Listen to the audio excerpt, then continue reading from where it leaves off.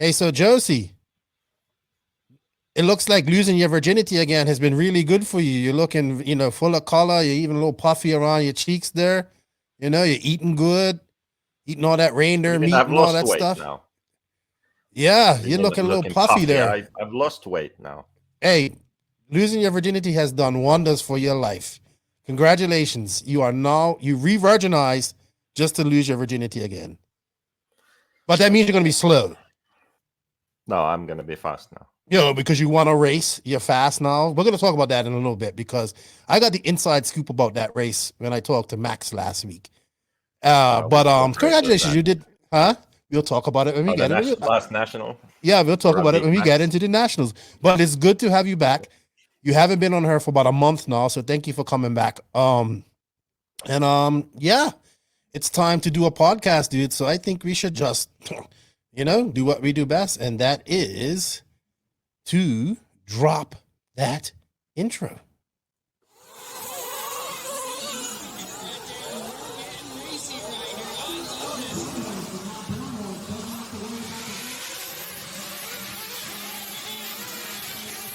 Nitro is the glory. Welcome to the No Name RC podcast with your host tonight, Keenan White, aka Lefty the Great, and if you are unlucky, the Finnish village idiot, JQ. This is the RC podcast with no name, but plenty of content. So sit back, relax, and get ready for some serious bench racing.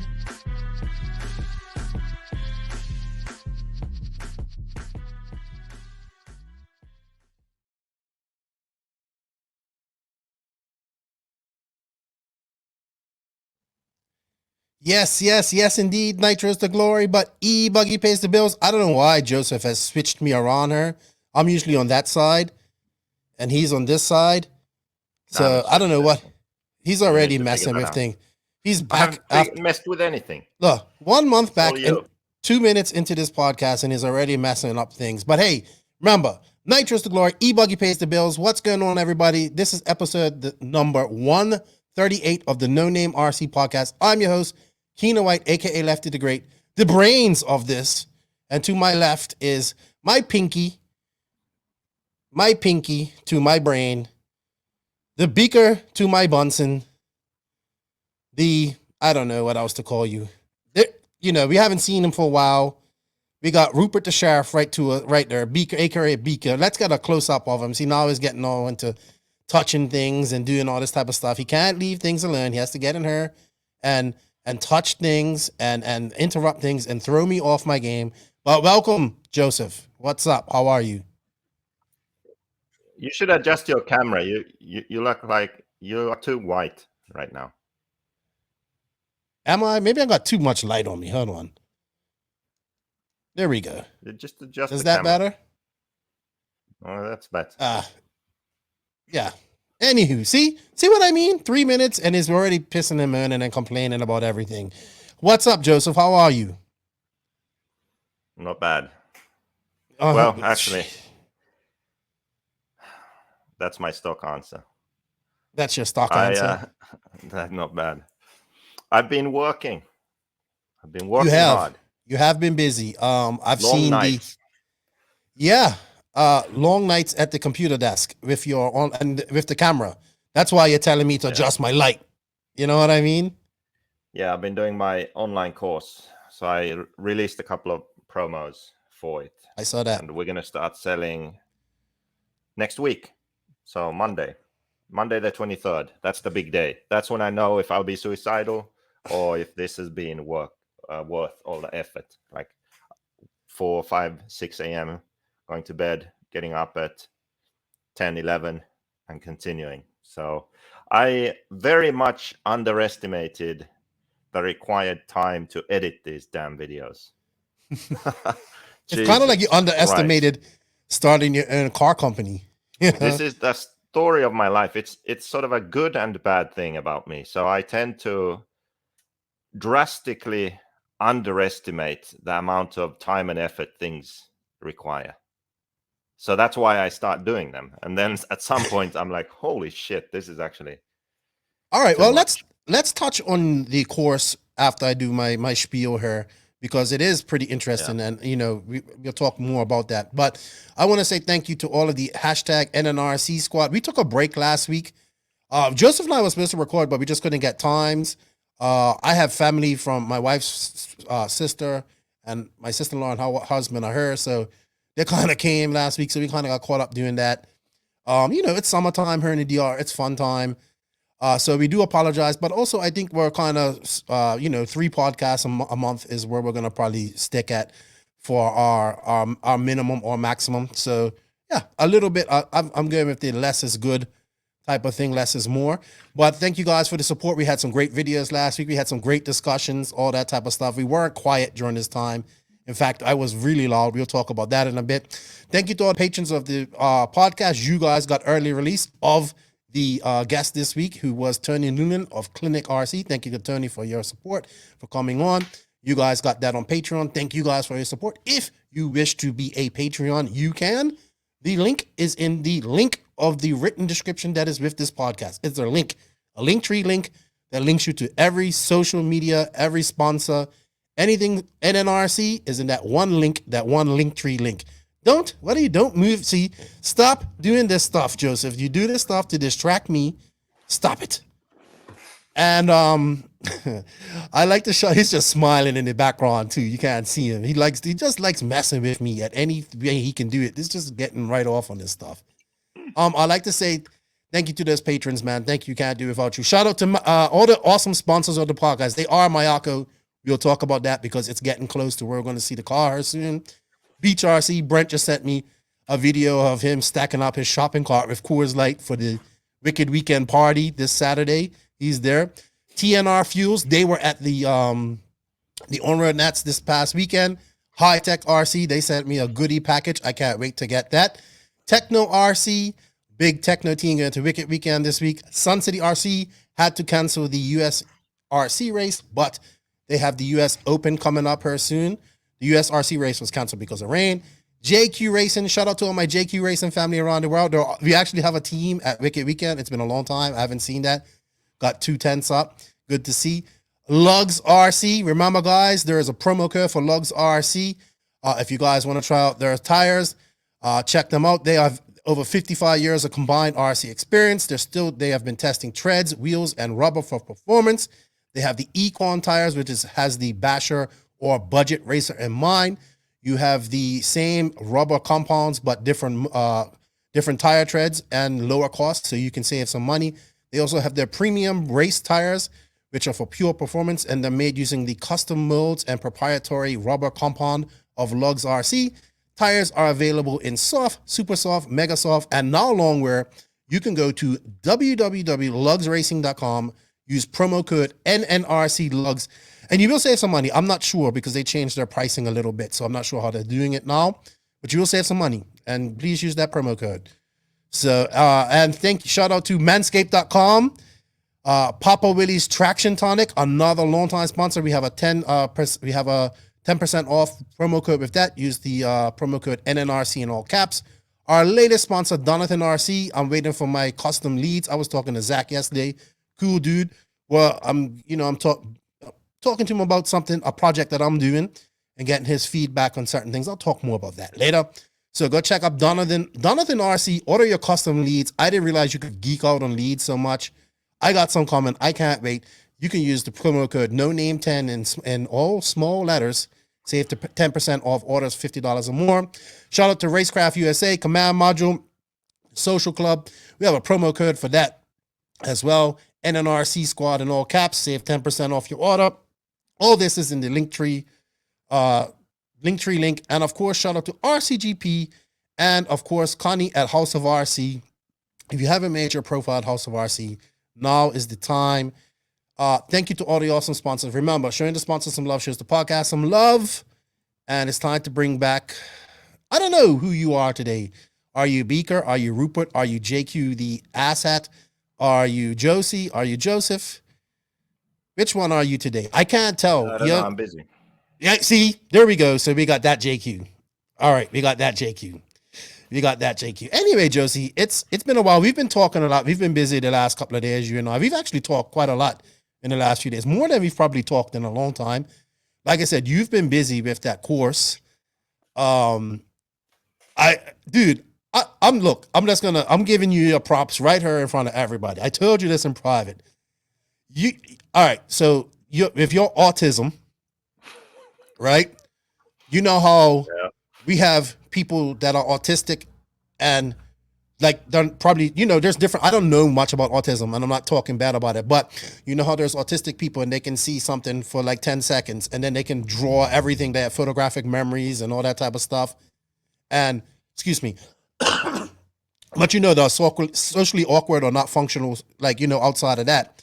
That's a severe form of autism, I believe. I don't know, but you have your autism talent is the ability to see some. I told you this. It's like you can lay out. I don't know how you do it, but you see something 5 years from now, but you can lay out every step to that within the 5 years. But this is going to do that. This is going to do that, and you can see that in your brain and see the finished product.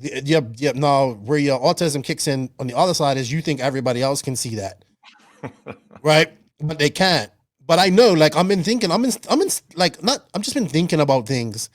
And that's your talent, like the ability to see something, the end product and all the steps involved in it.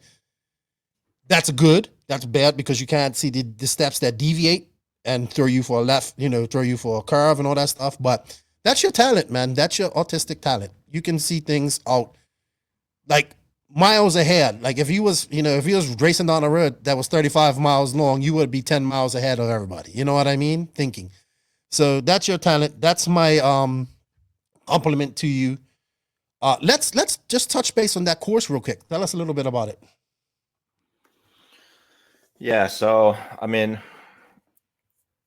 I guess the idea came about because I had the guide first of all, then I made the book, and then I started the YouTube channel, and then I just figured, like, look, I should do this properly. I should put all the information in one place, make all the videos, and then sell it as a course, because I wasn't going to do all of that work just and hand it out for free. It's just not worth it. It's too much. So I figured, okay, just like the book, people who want to learn that stuff, they buy the book, they can read all about it, and that's fine. But it's different to video. When you have video, you can explain things so much better. So I figured I'll try and do the same thing now. But then, me, when I started doing it, then I figured that, okay, well, if I'm going to do this, I should do it properly. I'm not only going to make a sort of online course about the subjects in the book. I'll expand it a bit to all of RC. Mm-hmm. So it could be something that a complete beginner who just stumbles upon RC could get the basic version. And it explains everything about RC, all the different racing classes, how RC racing works, where to find information, what the different items are that you need, what's good, what's not, that kind of stuff. So yeah, it became a much bigger project than expected, but I set myself the deadline now for 20th of September. So that's when it has to go live. When did you start this? Just curious. I started this sort of late last year. I started really thinking about it and planning it, but I started filming in May, I think it was. Okay. Hey, but I dude. had sort of written down each chapter, each lesson, I guess, and I had some of the sort of scripts, so I knew what I wanted to explain. But the way I do the videos is I sort of have a subject and then I talk about it. I don't really write everything down. Okay. Well, that's your superpower right there. So coming into effect. And how long is this course? I don't know, but I probably have over 10 hours of content already now done, and I'm not done. That's why you haven't been able to come on the pod. Like, look, this dude, not is he only making the first ever RC course, he's also got, dealing with the Mayako stuff and trying to get that out and all that there. And well, Lord knows what else is doing, trying to plan for the future here. That's what we was talking about. So yeah, that's pretty impressive. I'm looking forward to seeing what this is. I know you have some other ideas that we've been talking about in place. I don't know if we can talk about that right now, but it's definitely coming up to the future here. But now you can kind of, I can see how stressed you are, how this has stressed you out, and you underestimated how much work it would be. But hey, man, look, people are like, oh, Lefty, you're swinging off JQ's balls today. I'm not. I'm just being truthful. Like if somebody's gonna get it done, it's gonna be you. Like I'm not trying to fluff you. I'm just being truthful. Like, you know what I mean? I've seen you get things done. You may do it the rough way, but you get it done. And that's another one of your super talents and superpower. So it should be good. How's the interest been? Have pre-orders next week, right? So have you had much interest? I have no in people? idea. I mean, all right. Hopefully it sells. That would. I remember having the same conversation. Boost. It would be a nice boost and sort of more motivation to finish it if it actually starts selling. If it doesn't, then it's the opposite. So let's not. But these courses is nothing new. Like my buddy was doing one for diving for killing lionfish. You know what I mean? Yeah. Like online courses to get you certified to kill lionfish and all that type of stuff. So I'm trying to keep the videos to like 10 to 15 minutes each. Most of them are, I would say. So my YouTube videos, many of them are similar, but they are always longer, because it's not as well thought out. So this packs more of a punch. The information is presented in a more compact way. But some of the videos, they are longer because they have to be, because I want to explain things. I want to explain the why behind things so that when people understand the reason, they'll actually do it. Like just last night, I was filming a engine braking video. And even me, I'm kind of lazy with braking stuff, right? So if someone tells me, for example, that, oh, you should make sure to warm up the engine sort of before you start revving it, before you start driving it. So use a heat gun to warm it up and take your time, let the heat build up slowly, right? Someone can tell that to me and I'll be like, yeah, whatever. And then I'll just do my thing. But I know all about that. Yeah, but if someone actually explained to me that, by the way, with a new engine or an engine in general, actually, not just when it's new, it makes sense to heat the engine up, because if you start the engine and you heat it up really quick, you start revving, what happens is the piston actually expands faster than the rest of the engine, than the sleeve, for example. And that will wear it out more than if you let the engine heat up and expand so that the piston doesn't wear out. More than normal. Right. You see what I mean? Because the piston, if you just do it quickly, the piston expands when and not only that, stress on the connecting rod bushing too. Yeah. So if you start to explain the why behind these things, then I think it sticks in people's minds better, and they might actually then do that. Like, so remember, I try to do that for all the different subjects. So I try to figure out the why behind everything we do, then explain the why and what to do, and that's it. So. And that's absolutely perfect for the new person as well, and old veterans like that, probably because you're never too old to learn anything. You know what I mean? You don't. Nobody knows everything. So, but I kind of, obviously I see people messaging the JQ Racing Facebook page because I still do that, and I see the questions that they're asking. You know what I mean? And it's a lot of engine questions, and it's like it's really hard to help somebody with text. So in that sense. So hopefully this answers their questions in that way. And it's funny because you talk about the engine, preheating the engine. I remember when you back breaking in your engine, you were like, oh, you can't let it get too hot and all that type of stuff. And you got to keep it rich and that. And like, come to find out that was counterproductive. Like you actually do want to get it up as preheated and get it up. This is as the heat as possible and keep it above 200 degrees. So that you don't want to heat it too much. You want it to not be too much, but you don't want to be cold that you run it. Yeah, but you don't want it to be cold either. And that's- You know, like back in the day, oh, just leave it on the starter box and let it be rich as it can be to the brake. You have to get the engine up to some temperature for the braking to be proper. So yeah, but this goes to another subject we got on this week, and I think we'll talk about that later. How RC is so far behind on many other things. But Mayako, we've had a lot of questions about it. It's June, the middle of June, 19th of June when we record this. Big day is coming for that soon too. Next month sometime. 19th of June. It's the 19th of June now. Oh, 19th of August. Sorry. Like I just went back in time. Literally back in time. Yeah, it's the 19th of August, people. Sorry. So September next month, it's coming. I haven't seen any more pics or videos since the last one you saw me, so I have no idea what's going on with this car. But I'm excited. Yeah, I mean, that was the whole idea, really. So we had the first push and sold the prototypes. And then it's basically just been sharing information with the members and not publicly. That was the idea all along. So I guess the people who didn't become members maybe think that it's failed or it's gone away, but it hasn't. It's all the members are informed and in the loop, and that was the whole idea.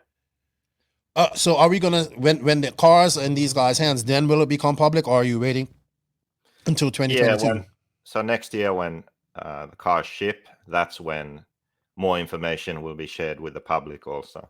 Also, the public won't even, of course the public's going to see pictures, Rc and Joseph. When people get their cars, somebody's going to, I'm going to post a picture of the car.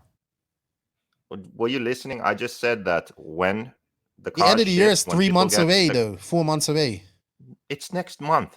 Are you listening? Like, what the hell's wrong with you? I could have sworn you said the end of the year. I just said that when people get the cars, then we'll make information public. You said next year. You said next year. Yes, you did. Anywho, the production version is out next year. That's when the next batch of people can buy the normal car. Okay, right? So I misunderstood what you said there. See how easy that was? Yeah. So are you excited? Okay, so this is what Max said. Max said, we did a Patreon only pod, and he said, I am not surprised. I got to see JQ. He came up. He said, first you came up and snuck up there and did a test session. You weren't supposed to be there. This last week, you got like you and Max at the track testing. Snuck up where? Right? He says you were supposed to go the day after, but you snuck up because of the rain and you went to do some testing. So you and Max were testing at the same facility. And he goes, I'm super impressed with the car. He goes, because, he said, well, basically, obviously, he goes, all the things that Joseph and I have been talking about for years, I can see he's starting to implement it in this car and what we wanted to do and all that stuff. And he goes, I'm impressed because of one reason, and that's because Joseph is actually faster with the car and more consistent. He's not faster than me, but he's faster with the car and more consistent. And he goes, that's exactly what I expected of the car.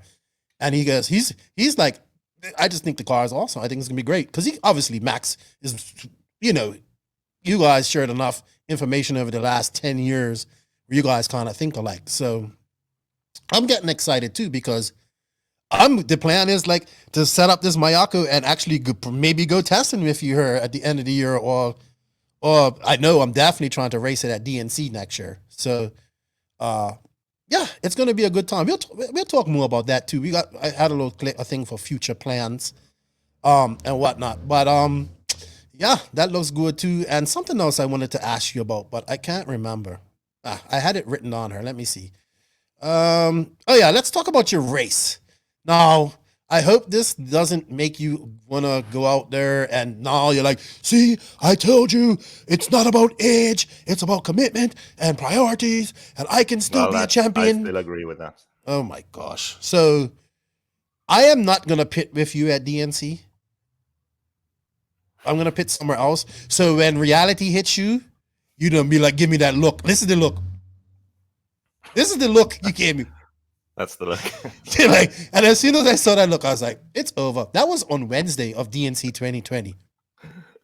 I come back from running all over LA, and this is the first thing I see. Like, help, Help. Oh my gosh. Yeah, talk about your race, dude. Yeah, the race was good. So the third national in Finland. So the first national I had a couple of flameouts. I don't know what the issue was there. Second national I got second, and now the third one I basically had to win. So I did, and Max was second. So now we have a fourth national, the last race this coming Saturday, and that's going to decide the championship. So it's between me and Max.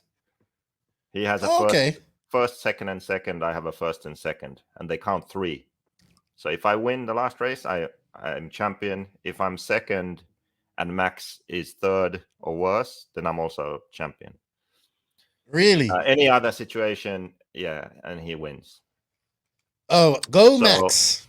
Yeah, so it's going to be really good. And that race, the last race, was a really good race because I wasn't actually the fastest. So on raw speed, I was a bit off. Like when I say a bit off, like 2-3 tenths a lap, something like that. It wasn't off? No, not that bad. But I was the most consistent, and I knew that before the main. So I also had one less pit stop. So I figured I'm not going to make any changes. I'm not going to push more. I'm going to run a clean race, no mistakes, and beat them on the pit stop. And it pretty much went that way. Like I was sort of in third place for a lot of the race, and just a bit behind, like out of their sight, basically, just doing laps. And then the next to last pit stop, when they pitted and I pitted, and you're sort of, that's when you start catching up that one pit stop. Then I knew that, okay, I'm right there. I would pit early, then when they pit, Max would come out right behind me. So I knew, okay, this is going to be the actual situation towards the end of the race after my last pit stop, when he again has to pit. And that's what happened. So the last pit stop for him, he went in and came out right behind me, and then we basically had to race to the finish. And at that point, I was really confident because I knew that I'm not going to make a mistake because my car is so safe and easy to drive. And I knew that he will be pushing because he wants to get by. He needs to catch up a bit. So I just, kept my line and kept the same pace. Actually, I made my best laps right there when he was behind me. And then he made a couple of mistakes, and I pulled away enough to where I was able to win the race. But it was fun because it was like a strategy race, Right. So the pit stops, the cycle, and having to be consistent, and a really close finish. So it was good. But the rivalry continues, and that's a good thing about having a series. But the most important thing is that you seem to be very happy with your car. So yeah. So I mean, I've been staring at that same car now, same gearboxes and a lot of the same parts for 12 years. So it's about time to have something new. So when you have an all new car, obviously it helps with motivation. And not only that, but when you are able to make a new car, you can implement all those things that you've wanted to for a while, because with the old car, you have some restrictions with how the gearboxes are, for example, and you just need to be able to renew everything, the chassis, the gearbox, that foundation of the car. And when you do that, then you can make all those changes that you've learned over the years. Well, yeah.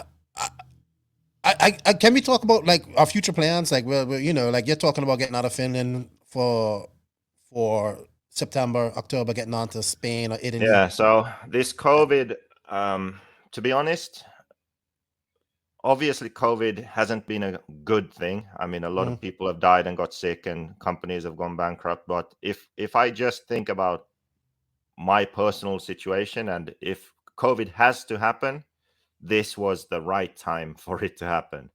Yeah, to get things done, because not to develop a car. Well, Right. no, but yes and Yes. no at the same Mm. time. So it happened right at the point where everything was already set. I was finalizing the design of the car and going into sort of starting to produce it. I was also finishing my book, and then COVID hit. So when that happened, of course, my traveling stopped. I was stuck in Finland. And that's when I was able to do all these things, but also do them much better than I would have otherwise, Mhm. because I had the time to focus. There weren't distractions. There wasn't racing. And the fact that I wasn't going somewhere to race was just normal because no one was. So got the book done, got the car design finished, got the whole brand transition to JQ Racing is no longer a car brand. Now there's a new Mayako brand. Obviously, that takes some planning and thinking, like, how do we do this? And then new web shops and websites and all of that stuff. And figuring out how to transition from me doing everything to being in a situation where I can be a designer and there's another company handling the sales and all that stuff. So there's been so many moving parts here over the last year and a half now that looking back, it's actually I just don't know how I could have done it without taking this break. So now at the end of this year, I think that everything will be set. So the car will be out, the online course will be out, the book is out in multiple languages. And I just want to be in a position where I don't have to work so much and on so many different things anymore. Like I'm getting to the point where it's like I'm over it. It's too much Yeah, now, and I need because to. you definitely always have too many irons in the fire, and Yeah, but it's a jack not of all trades, because a master of none. yeah, it's not because I want it that way. It's because I have felt that I have had to have it that way. And maybe now we're at the point where it sort of pays off to where I'm in that situation where, okay, I can work on the development of this car. I can work on my invisible speed project, which is basically just sort of teaching people, helping them understand things about their cars and engines so they can enjoy racing more. And also there's sort of another side of it too, which is trying to push that industry in a better direction, for better racing formats and schedules and all that stuff. So I can just do those things and not have to do all that administrative stuff and web shops and websites and orders and price lists and all the other stuff that goes into running a brand. So for this transitional period, I still have to, be involved in all of that because we're setting it up. But once it's up, that's my goal. I just want to race, develop the car, do my invisible speed thing. Yeah, and we have a tentative plan where you're gonna get out of Finland, obviously, to go do some testing when it snows there, and then you might come down, even come down here for Christmas and stuff. And then the good thing about that is if you come down here and get on my nerves, like her, the cane fields are only so far away, man. Seriously, it's don't piss me off when you come down here because you just disappear. I'm only joking. I can run But faster. you can't outrun a car, or a motorbike. But Yeah, so the thing is that the car is out next month, so September. I would say end of September. So people build them, start running them early October, throughout October, November, December. But that's when the weather will be too bad here to run. So I will basically get the car and build it, and then I'm not really going to be able to drive it. So I have to go somewhere. So I'm hoping to be able to drive to Southern Europe. I'll be fully vaccinated by then. So hopefully the restrictions won't change. Hopefully within Europe, you can still drive throughout Europe as long as you're vaccinated. You have a test within 48 hours on some of the borders. That's fine. As long as I can get there, can have a few weeks of testing. We need to film some videos, take some pictures, do some of that kind of stuff. And then at the end of the year, then I was thinking maybe fly to the Dominican Republic. We could go maybe to Puerto Rico. That Do might some be testing. some testing, but also with Invisible Speed, I want to eventually do some events. Mhm. So the RC camps. So that could be the first one of them also. And then actually from Dominican Republic, you can go to America. I mean, I guess Puerto Rico is America too. Yeah. From Europe, you can't at the moment. Mm. So a few weeks in the DR, I can probably enter America then. And Yeah. that's the sort of plan. And then right hopefully now. it's California life and preparing for DNC, which I wanna do. Like what we did the first time we went to DNC, and we went out there like the 2 weeks before. I'm and- really hoping we can do that. Yeah. For me, I told you that I want to race this. So, and also like I was thinking like, I was like, hey, imagine if we knew what we knew now back when we was traipsing around South America and America and doing the USA tours and all that stuff. We was using social media, but not really to its full extent. You know what I mean? You weren't doing video, I weren't doing, So, yeah, but it's kind of interesting actually. I was thinking about that too. Like when we did that, we had those RC clinics and all that stuff. Mhm. And that was almost the beginning of figuring all of this out. Like what's the information that people actually need and how should it be presented so people understand it immediately and can apply it. So that was kind of the beginning. And then after that, book and now course and then repeat maybe, so Yeah. events again and after right. COVID. Have a practical side of it too. We've talked about this too. We've talked all about that. That will be revealed in due time. For me personally, I'm using this as a road back to racing. Lefty's getting back to what he likes after not giving it up 4 years ago. So I want this is all new for me. When it comes to I haven't done any RC wrenching like that for racing in so long. I put it in back of me so long because I used to like all this type of stuff. So I'm looking forward to. I don't want to get that deep like I was before. I want to run one class, maybe two, maybe e-truggy, and e-bug and nitro buggy, but definitely just nitro buggy for now. But I want to take your book, your information, and I want to build this car from I want to be I'm coming into RC like a newbie, even though I know things. But you know what I mean? I am kind of like a newbie. I haven't driven raced in 2 years. So I want to take your book and your advice. And and it'd be interesting if we go to do these test sessions and if we have to go to California to see I'm the average driver.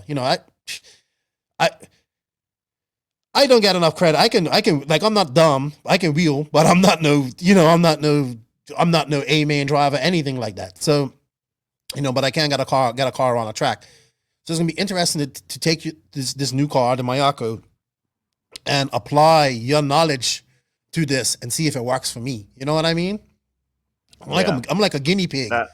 One thing that I'm looking forward to the most actually is Degani having the new car. That I am really looking forward to building two different cars because the Mayako has the two different front ends. They're both C-hub, but it's like the Kyosho JQ HB style, no inclination C-hub front end. And then it's the C-hub, but pillow geometry. So those are very different. The rear end is actually the same on both, but there are some differences to how you run the car, how you set it up, and the feeling on the track. So have both of those and have him drive both and figure out what he likes. I know 100% he's going to like it more than the Black Edition, but I just want to see that sort of reaction from him when we get it good for him. Yeah, imagine us being on Santa Barbara and be like, "Hey, Greg, here's one car." Yeah. Here's the other. And then, I want to see the reaction from him, and also I'm curious to see what he will prefer. Yeah, it'd be interesting. Hopefully, fingers crossed. We're going back to California. We're going to Puerto Rico too. That'd be cool. We're gonna be in DR. I live here, so that's great. So that's all good. That's just some of the things we was talking about this week. And it sounds like you're excited, and that's good because you've been kind of stressed lately, and I mean, obviously, it's been so much work really, and like I said, I started it and I sort of underestimated the amount of work for all of these things, but also they have sort of grown while I've been doing it. It's just been expanding all these things, right? So yeah, it's luckily, crazy. Yeah, it's gonna get done. I'm looking forward to that part, and getting back to races altogether. Even though like my role would be different this time, like mostly I'm going like when I go to races now, it's just going to be for doing the podcast media type stuff, which we was talking about earlier today too, which I'm going to step up on that. So to say all of that, I'm excited for 2022. I'm excited to get the car in my hands. I want to build it. I want to show it off, and I'm excited to get back racing. And I want to take what you've done in these books and these videos, and I want to apply it like to this car and see what happens. And I want you to be there when it happens, and because obviously I can't test her because we don't have a track, which I'm going to work on for 2022 anyway. Getting guys anyway. Yeah, it's 2022 is looking good. If we can all get to DNC and be in America for a little bit, it's gonna be great. I can't wait. Joseph, you know what? This podcast is brought to us by Manscaped, and they actually sent me a little care package here the other day. I haven't got it yet, but I think it's the new Performance Package 4.0. And you know what that's for? It's got like obviously a lawnmower 4.0, which I have already. So I think I just getting some blades for that, which is probably the most ergonomically safe razor for your private areas to ever shave. Trust me, I've tried to cut myself and I have failed. So, it's pretty good. I'm also getting the nail clippers to keep these nails clean and clipped properly. And the thing that I'm really interested about, because I suffer from this, is the ear hair and nair hair clipper. I have no idea why a person would grow hair in their ears, but I'm one of those people. So I get this nice, cool little thing. It's like a pencil sticking there and up my nose, and yeah, I'm good. You know what, guys? You guys can get all of this with their Performance Package 4.0 as well. If you go to www.manscaped.com, use the promo code NONAME in all caps, you will save 20% off your order and get free shipping. So, Manscaped has been with us for over a year now, Joseph, which I remember was like a year ago. I was like, I think this is a scam. And they're appreciative of what we're doing. So I'm appreciative of you guys out there that are showing Manscaped some love and using that promo code. I know you guys are sneaking out there and getting that Manscaped stuff, not letting us know. You want to keep it private. I'm going to get one sent up here to Josie because he definitely needs it. It's been it's been a year. He hasn't had one. So remember, go to manscaped.com, use that promo code, save 20% off your order, because showing the sponsors some love of the podcast shows the podcast some love. Joseph, we've been doing this for 43 minutes and we haven't even gotten to the RC news, but I wanted to touch on something because I got in a little trouble last week or week before with the federations. They don't like me. Oh yeah, this could be the rant, by the way. You asked me before we started recording if I had a rant. I didn't. Okay, so we'll save this. I have a rant for that too. I have something mixed all up in that too. But we'll talk about that later. You mean when your post about Efra and Hamilton? Yeah, and that stuff. Yeah, perfect. But we did talk about that. We did talk about this on the podcast previously. But I want to talk about what we talked about. I know what we're going to talk about in the rant. See, we're planning like we were going to have a rant, but we kind of planned it. So we'll save that for the rant. You don't know what my rant's going to be. Well, I have a rant in that rant. Okay. To counter your rant. Okay. So, but with me, I'm all about boat life right now, RC boat life. People might be like, one guy says, you got RC ADHD. You bounce from RC to RC. Well, with the boat thing, I just want to touch on something real quick. I'm loco for RC boats right now because it's the only real thing that I can do up here right now. There's no track. I can do the crawling stuff, but I want to go fast and I want to have fun. And my first ever access or anything to RC as a kid was RC boats. Growing up in Bermuda, they were popular. Always wanted one. Had many in Bermuda, stuff like that. Never had electric ones. So I'm going on a mission right here. I'm trying to beat a speed run with my Oxidine Marine boats. So it's going to be interesting to see. I'm scoping out water. I'm doing all this type of stuff. I'm talking to people, figuring out what batteries I need, all this type of stuff, because I want to try and break the record of 114 miles an hour for a RTR RC boat. So that's my goal over the next few months, and I'm doing that. And people might ask, why RC boats? Because you know what? I need to do something. I love RC so much. I don't get to do it. But I want something to do that's cool. Like, you know what I mean? I've never been into speed runs and all that type of stuff. Anything like, I think it's cool, but I've just never been into it. So this is my little RC thing that I'm into right now. I was having fun with my boat the other day, but I broke the prop. I'm waiting for parts. I know. Hey, I always tell you, order extra parts. I didn't follow my own advice this time, and now I can't run my boat for 2 weeks because I have to wait for parts. We can't get things in 2 days here in the DR. So that's what Lefty's been up to. He's excited about that. And planning for the future here and looking at these races that are coming up and whatnot. So nothing much going on with me other than that, and enjoying this summer with my family. So that's what's going on with Lefty. You know what, Joseph? I think we've been on about this enough. I think it's time to go on to the RC news. And the RC news is actually brought to you by Hitec Rc and TNR Fuels this week. Hitec Rc is a lead in RC systems delivering the highest performance and reliability, supported by a dedicated customer service personnel. The HSBC 938-1TH servers have efficient brushless motors, titanium gears, low consumption, constant output, and a metal case. They also regenerate power back into your battery on braking.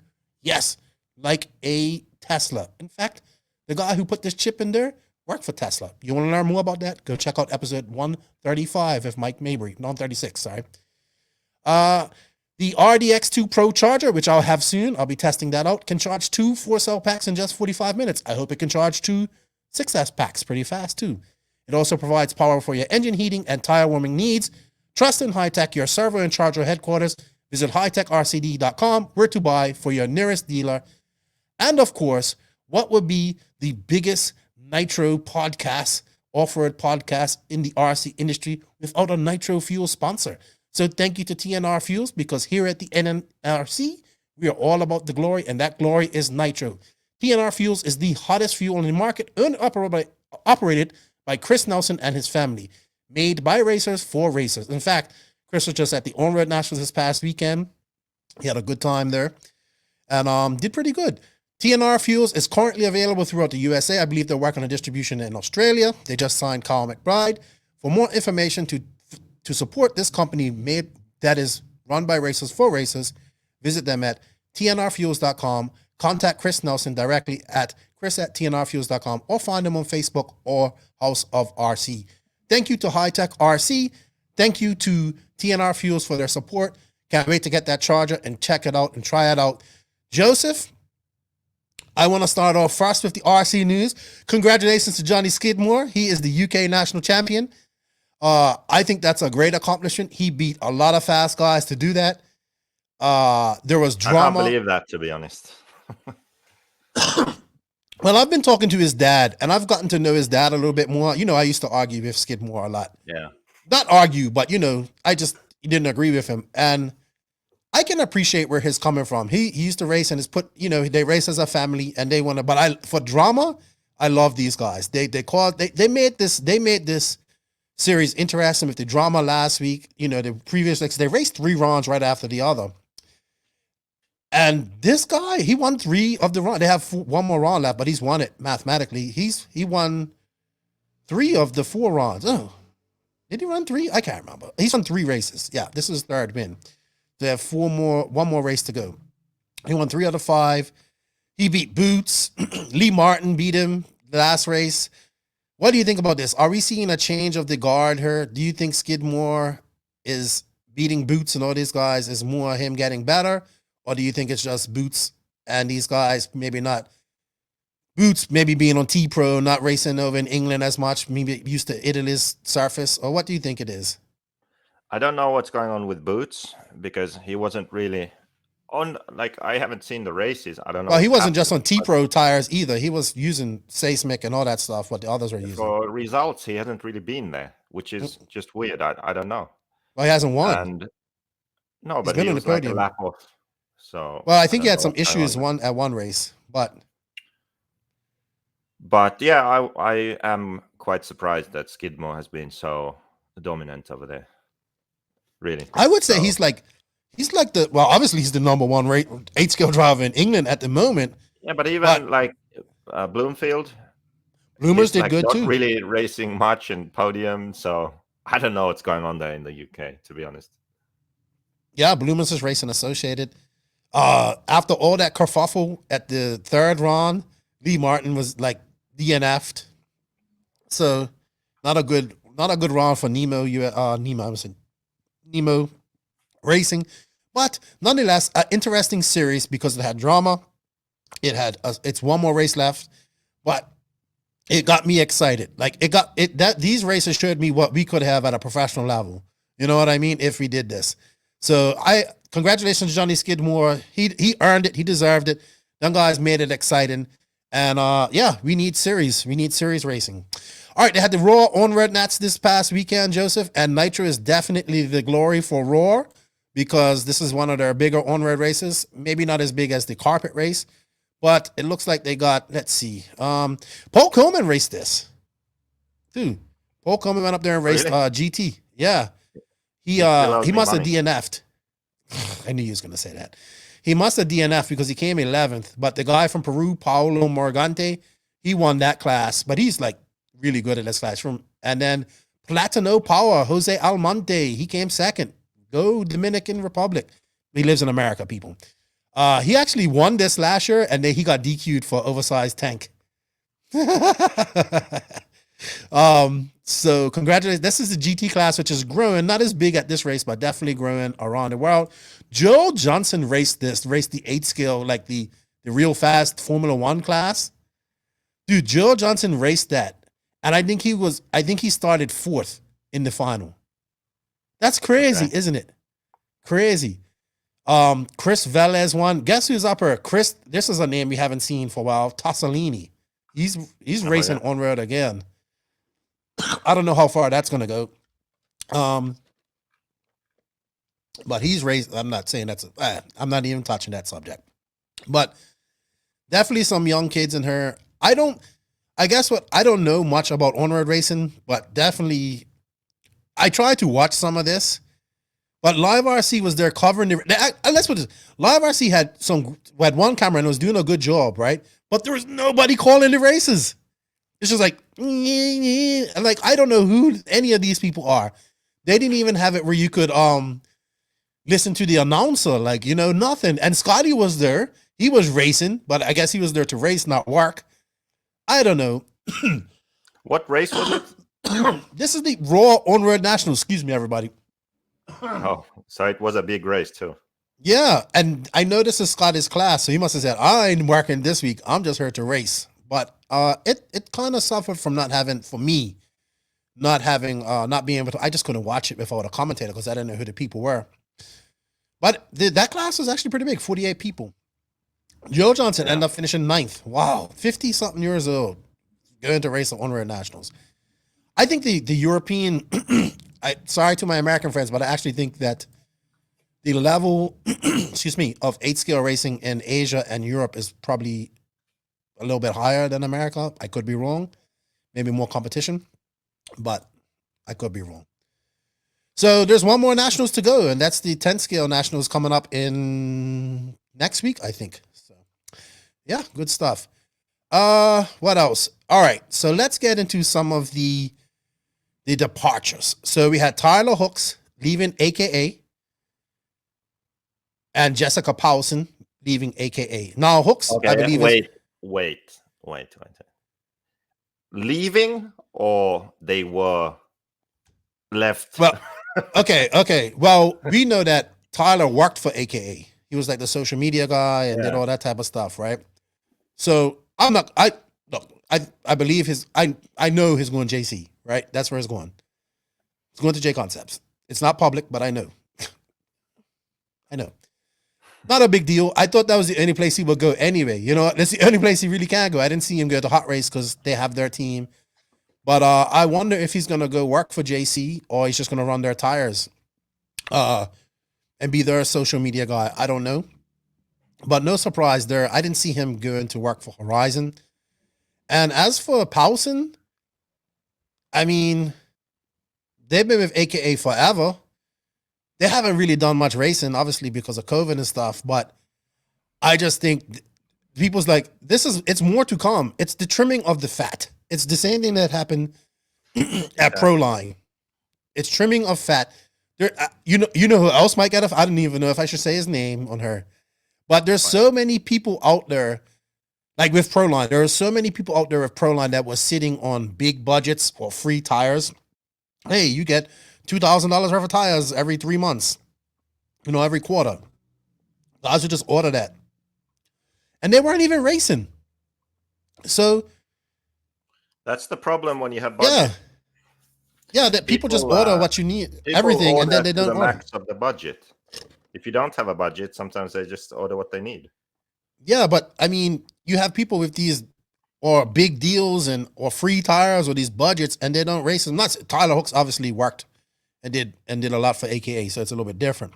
So I don't know, but yeah, I think he's definitely off to J Concepts, and I don't know if, like I said, I don't know if it's gonna work there or what. But as for Paulson, I don't know, maybe Seismic, maybe. I mean, that's a good guess, actually. Because Nemo does Seismic, a Nemo drive, and I know that the distributors for Seismic. And does she run Agama? Yes. Yeah. Okay. Well then. So I'm thinking she goes Seismic.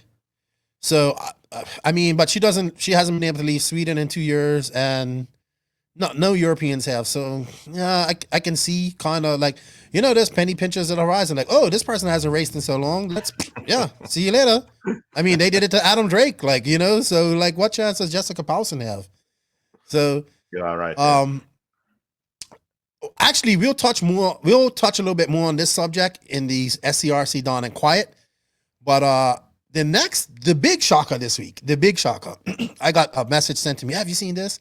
Was when Battier announced that he won't be using MX anymore, and that Maxima is stepping away from RC. But you predicted this. You predicted this a long time ago.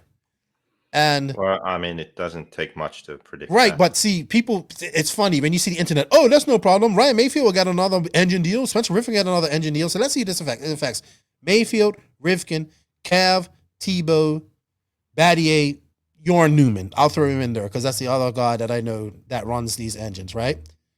So here's what I think. I think Battier goes to Ultimate. Maybe he gets a paycheck from Roger if he's smart. He goes to work with Roger. It seems like he's trying to start his own brand, figures out how to work the business and become, get involved in the business and like that. Race for another few years till he can't race no more, and then go working in the business. You know what I mean? With his product or whatever. That's what, if I was Robert Battier, that's what I'd be focused on. Sticking with Ultimate, Model X, getting with Roger, learning that business. He'll be all right. Tebow, he'll be fine. He can go block or Ultimate too. You know what I mean? Because he has the Ultimate oils, all that type of stuff. So he can go there. He also was selling engines for MX. He was the only person I knew that was selling engines. So I think Tebow will be fine. Battier will be fine. They won't get the money that they were getting from MX. This is the issue. MX or Maxima paid a good chunk of salary, contingency, and travel for these guys. So it wasn't just one company paying these guys. Cav will be fine. He'll run OS on the Horizon. He probably won't get a check from him. He'll just get contingency. You know what I mean? I'm sure he'll get paid.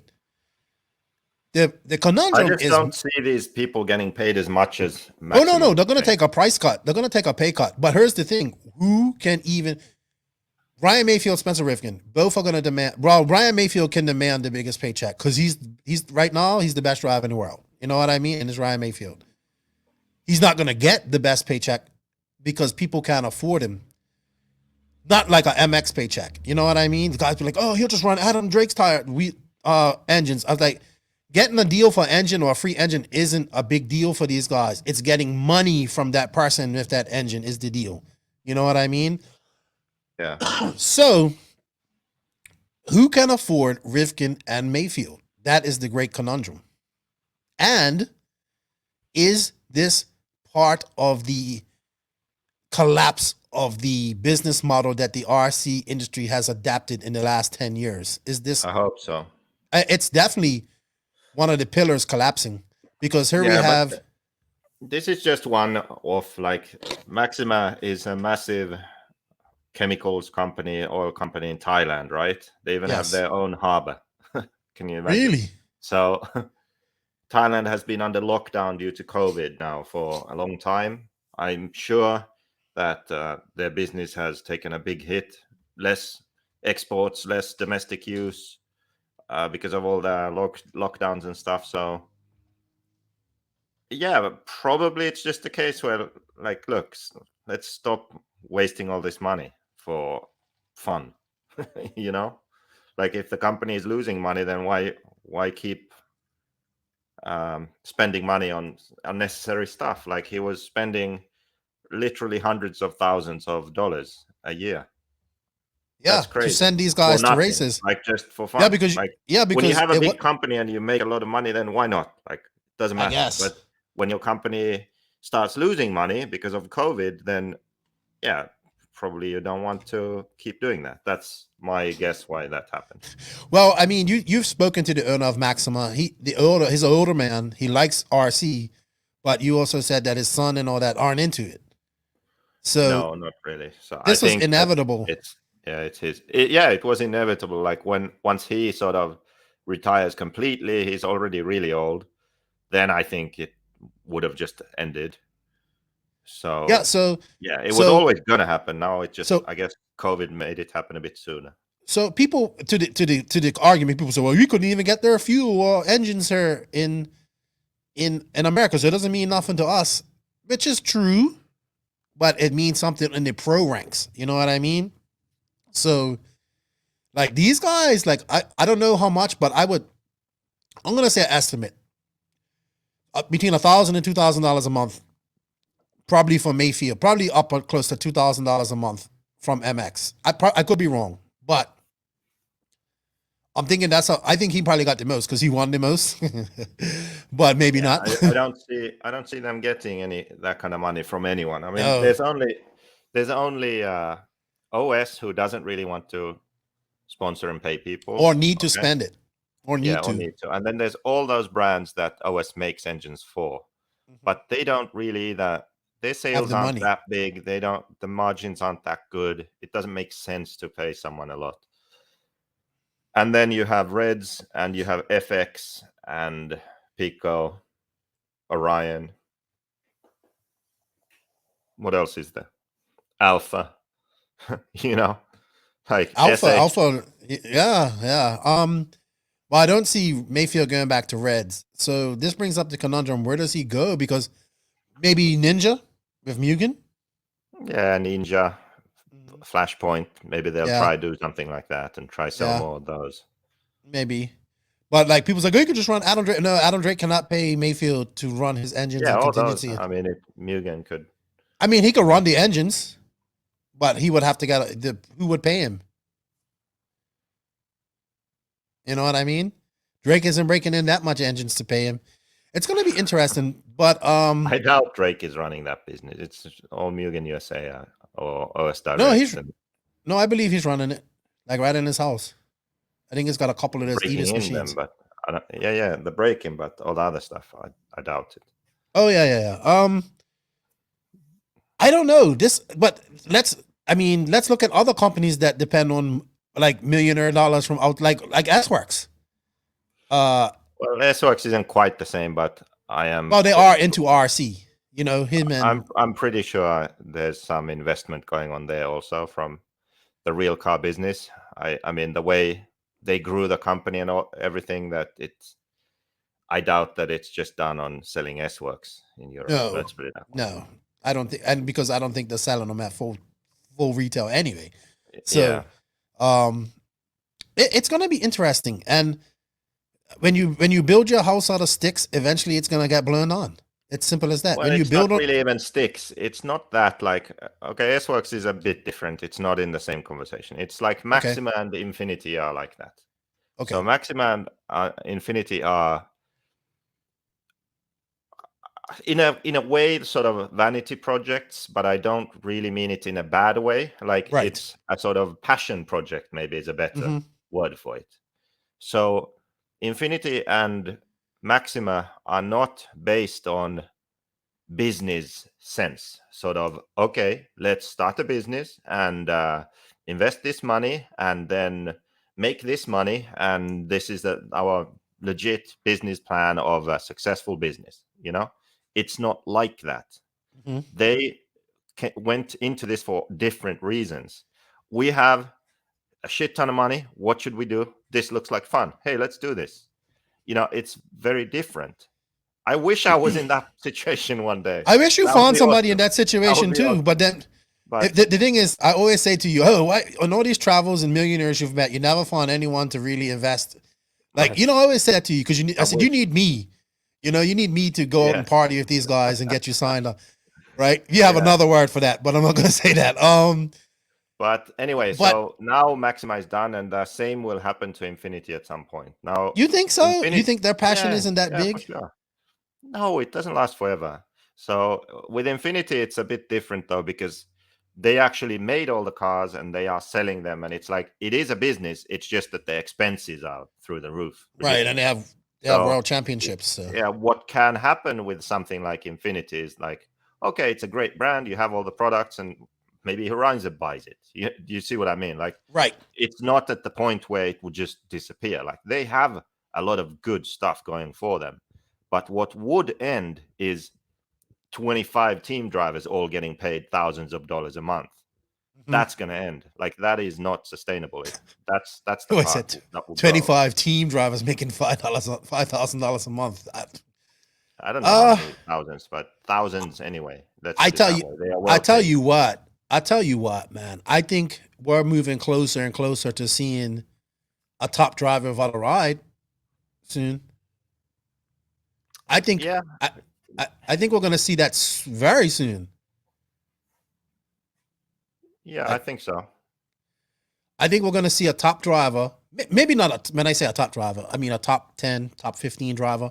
Somebody that's getting paid. Somebody that's been established in this industry for a while without a job. I think we're going to come see that and be like, hey, I got to go work in the real world or whatever.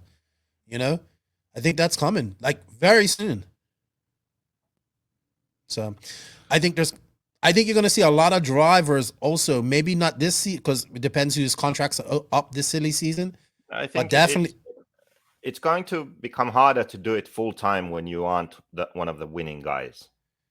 Right. And then also, which they should be doing anyway, these companies should be demanding more of these drivers anyway.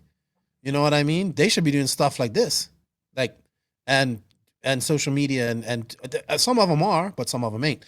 So all these guys who are doing since you brought that up, finish what you were going to say. So the guys who are embracing that, like a Rivkin and a Tebow, they bring that added value with their name. And guys who shun social media, obviously not Ryan Mayfield because he just wins, but like a Cav is not that big on social. You know what I mean? Like people's like, yeah, good racer, but like, what else do you bring? So that's gonna have to start, and that goes into another subject. We're gonna talk about her later, but it's interesting times because MX filled a big void for these group of racers for many years.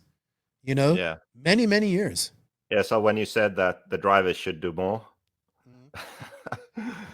I'm actually I'm actually helping that situation.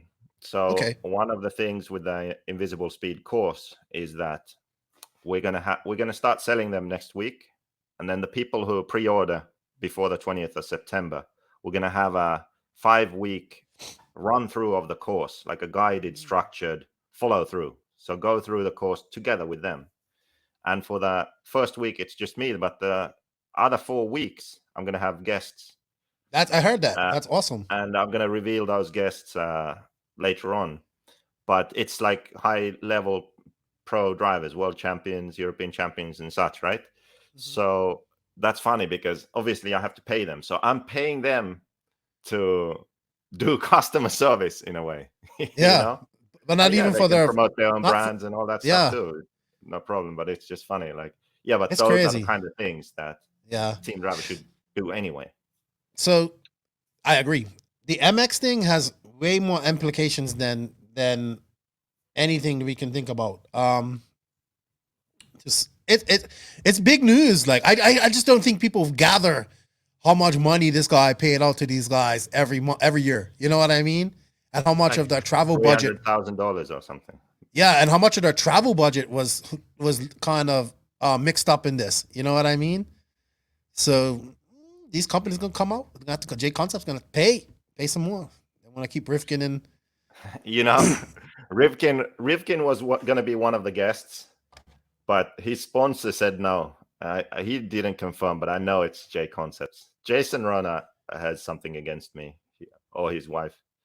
I don't think Rona does. I know his wife don't like you, but Rona, maybe that's it. But it was just funny. I'm like, oh yeah, you run for J Concepts. I think Rona actually likes you to the point because he sees a lot of himself in you, except for this savage part. I mean, he's probably savage in private, but you just have no filter. It's interesting times in RC, Josie. Interesting times. But as for the general RC public, it doesn't really matter because I mean, I didn't see these engines that much. Like when you saw MX engines, like, oh man, that guy's got money, because these things are expensive.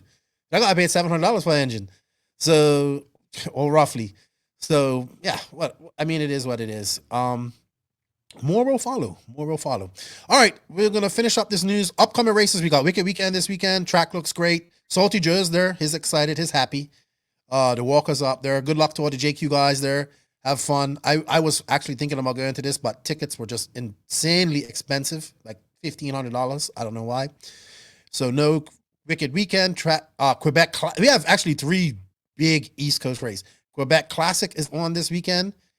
They're getting rain. So I'm happy to see like those guys racing. Then you have the Mugen Challenge at SCRC this weekend. Drake's going to be there, so he's not going to be at Wicked Weekend.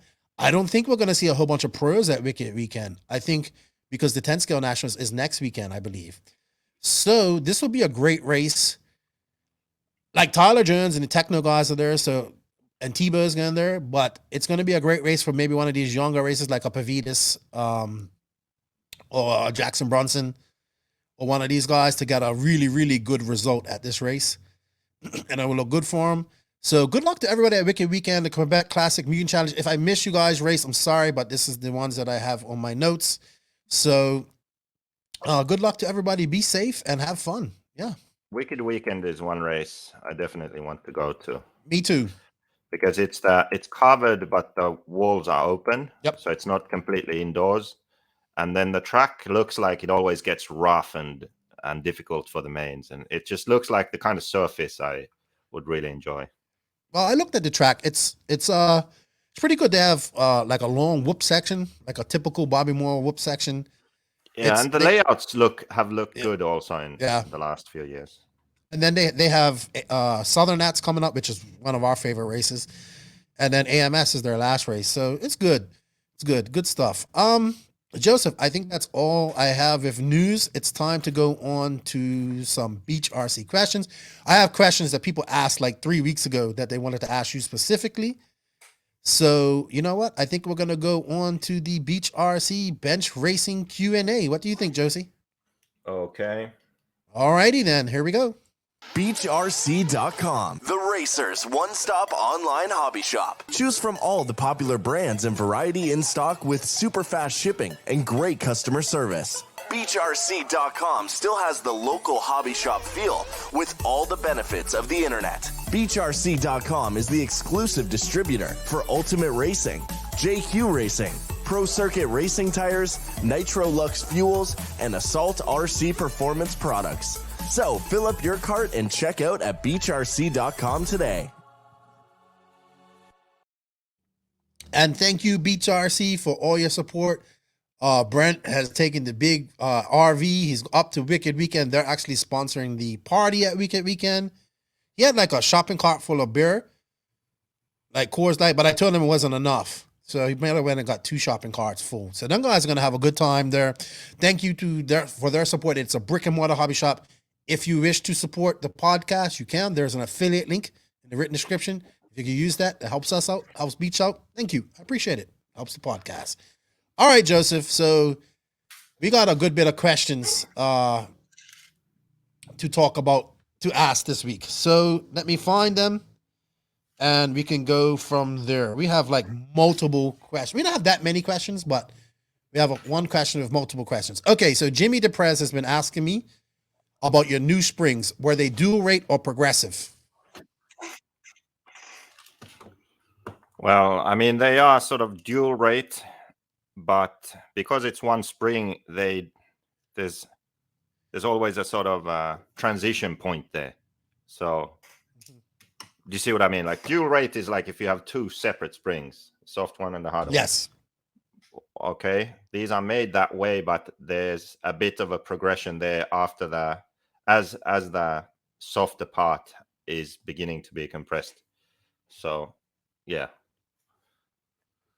it's one spring that's made as if it's a dual rate spring, but the transition between the two is Are you using them currently on your car? Did you use them at that race? I did, but at the race I used them only in the rear.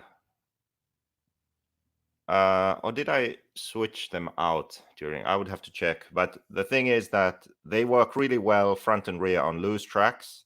And then if you have higher grip, then you use normal ones in the front.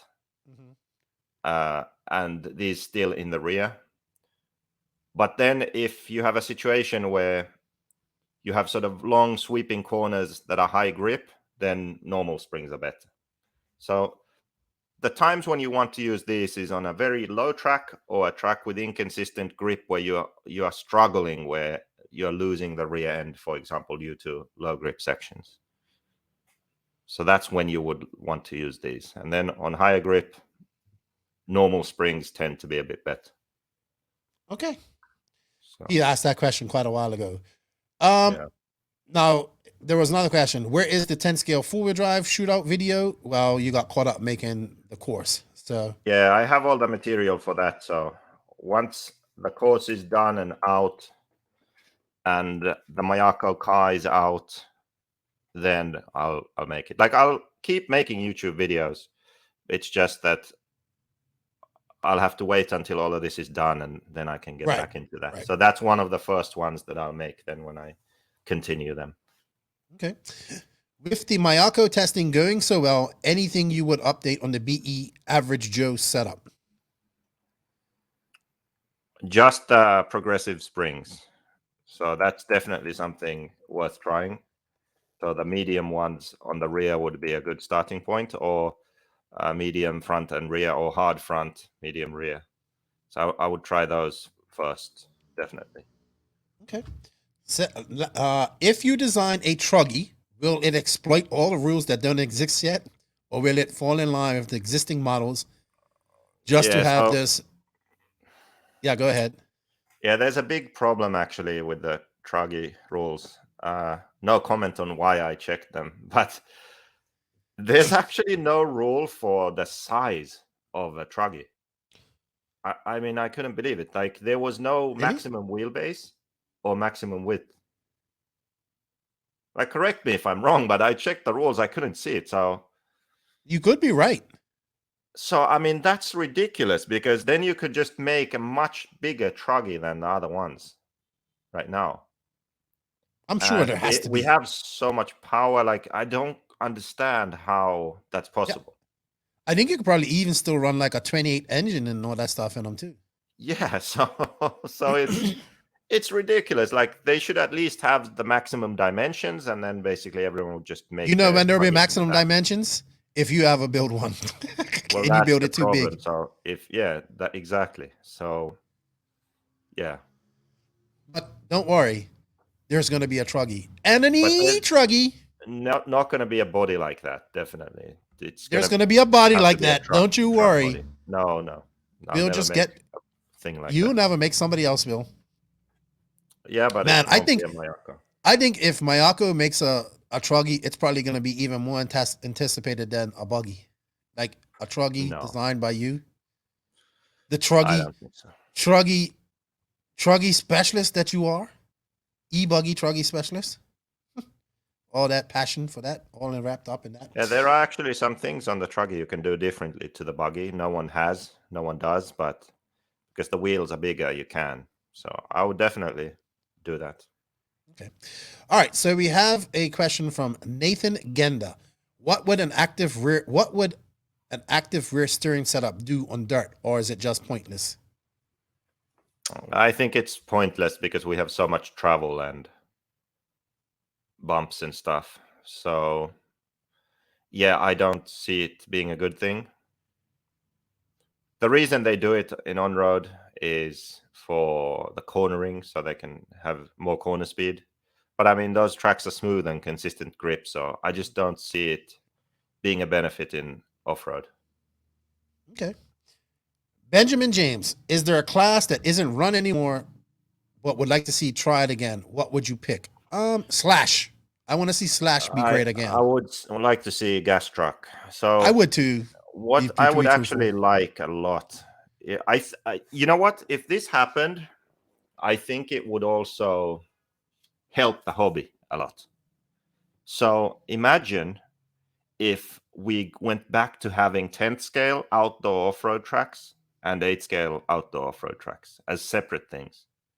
And gas truck would run on the 10th scale off-road track. So it would be electric 10th scale or nitro gas truck. And they would run together on that smaller 10th scale track. And then 8th scale would be like now. That would be cool, I think. I mean, they could do it indoor too. Nah, indoor sucks with nitro. But I think that would be really cool. And it would also be a sort of nice transition. Like you race 10th scale, or you race gas truck, or you move to 8th scale. You know, that would be something. I would like to see gas truck come back with the Ignite RC design conversions.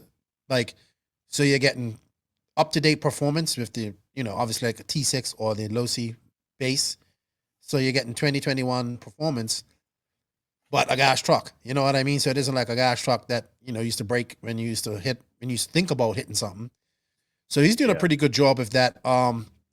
He's made some great kits. I think Slash hasn't gone anywhere, but I would like to see Slash be bigger. Why? Because that means more new people are getting into it. So, but gas truck, and even though Slash hasn't gone, I'd like to see it come back fully. And of course, I would love to see the Glory get back to its superior Gloria days. But we need more people than that. I don't know how to say this guy's name. Latem Jams. How is the RC racing course coming along? We answered that in the earlier of the podcast. Austin Schaefer, when should you go to a colder or hotter glow plug? Come on, Engine Guru. Well, to keep it simple, you can run an OSP3 always. That's what you do. That's what you do. No, seriously, I'm being serious. You never need to change. The only time that there could be a benefit of running a P4, in my opinion, is if it's very hot, and if your engine is running hot, and if you have issues with your engine running on.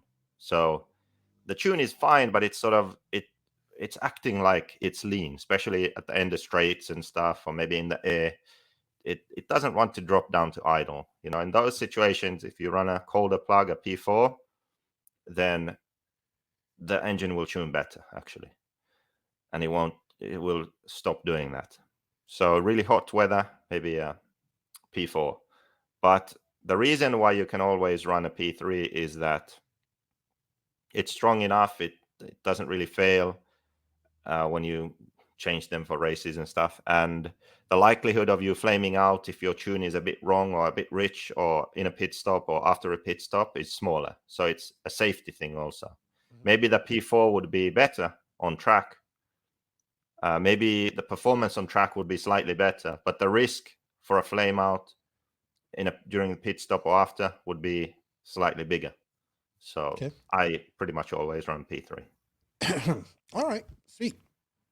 Curtis Wong, what's up, Curtis? Congratulations to Hayden. He came third with his JQ e-buggy up there in BC. Curtis is in the full-scale drift world and tuner sports car world up there in British Columbia. Great guy. He just says meep meep meep meep meep meep meep. Yeah, I agree with him 100%.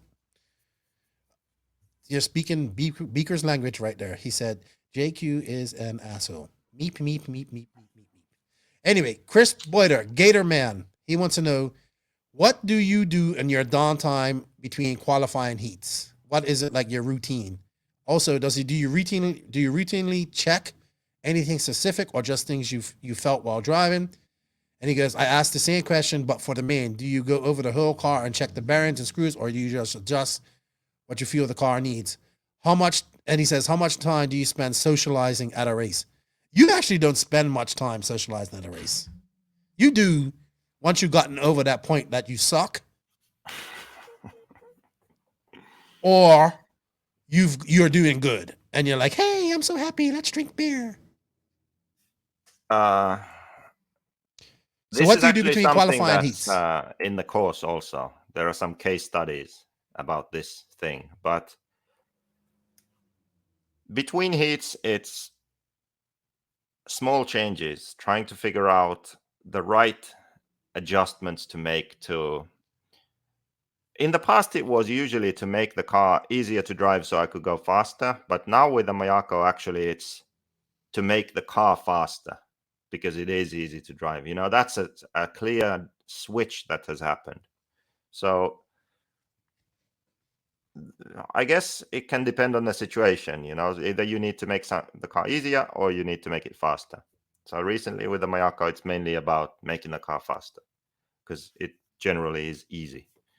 So I try to think of the right changes to make, you know, maybe a slight adjustment to camber or Ackerman or anti-squat, or maybe the diffs or shock oil, or maybe I want to try a different piston for different feel, shock position, anti-roll bar, these kind of things, you know.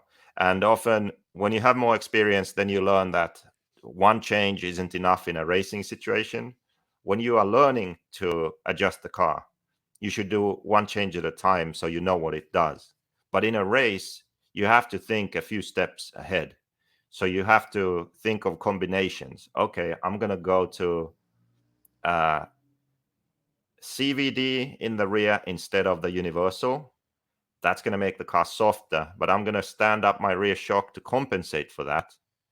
And then I'm also going to add 1 degree of anti-squat. And then, you know, do you see what I mean? Like you are making a few different changes that complement each other. So you end up with a different combination. That's something you have to do at races. So that's what I think about between the heats and then try stuff.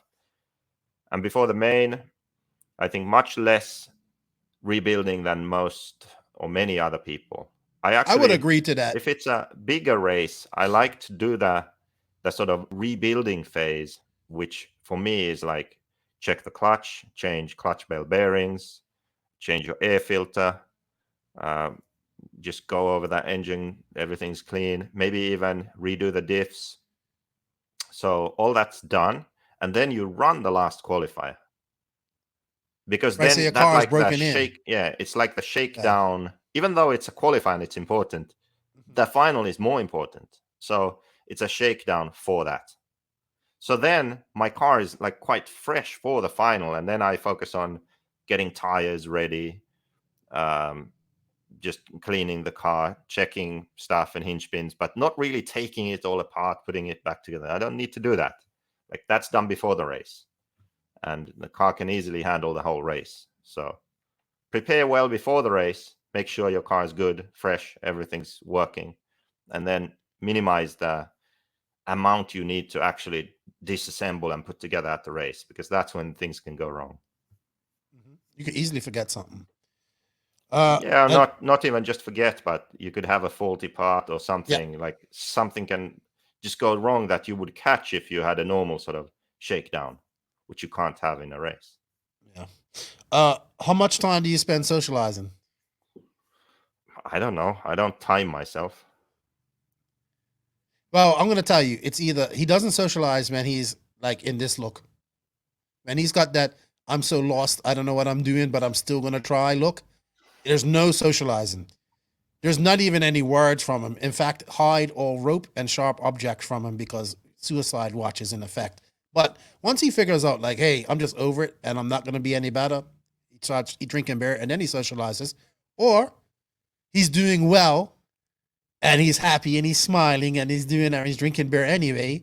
And that's actually when you're at your best, to be honest. When you're like that, that's when you drive your best, in my opinion. But when I'm drinking beer, I drive my best. When you're happy, when you're all sad and drinking beer and trying to drown your sorrows, you're not. So, I think anywho, that's the same for everyone. Yeah, I think too. Chris Trudeau, can I get Joseph's insight on a wet versus dry car Astro setup? I think this is more 10 scale. They race 8 scale on. I mean, 8 scale on Astro too. Yeah, but I think this is the 10 I scale never do, because we had this so question. I don't know, to be honest. Okay, how about?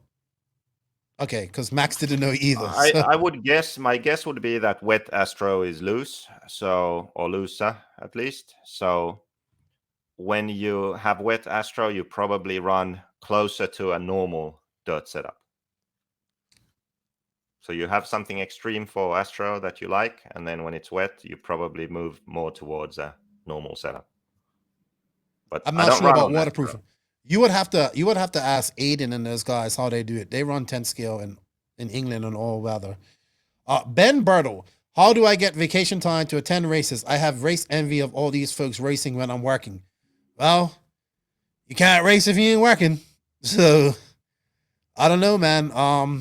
When I worked, I just used to plan my vacation, and try to get RC vacation in because that's what was important to me. I know it's not hard, but you can't race RC cars if you work.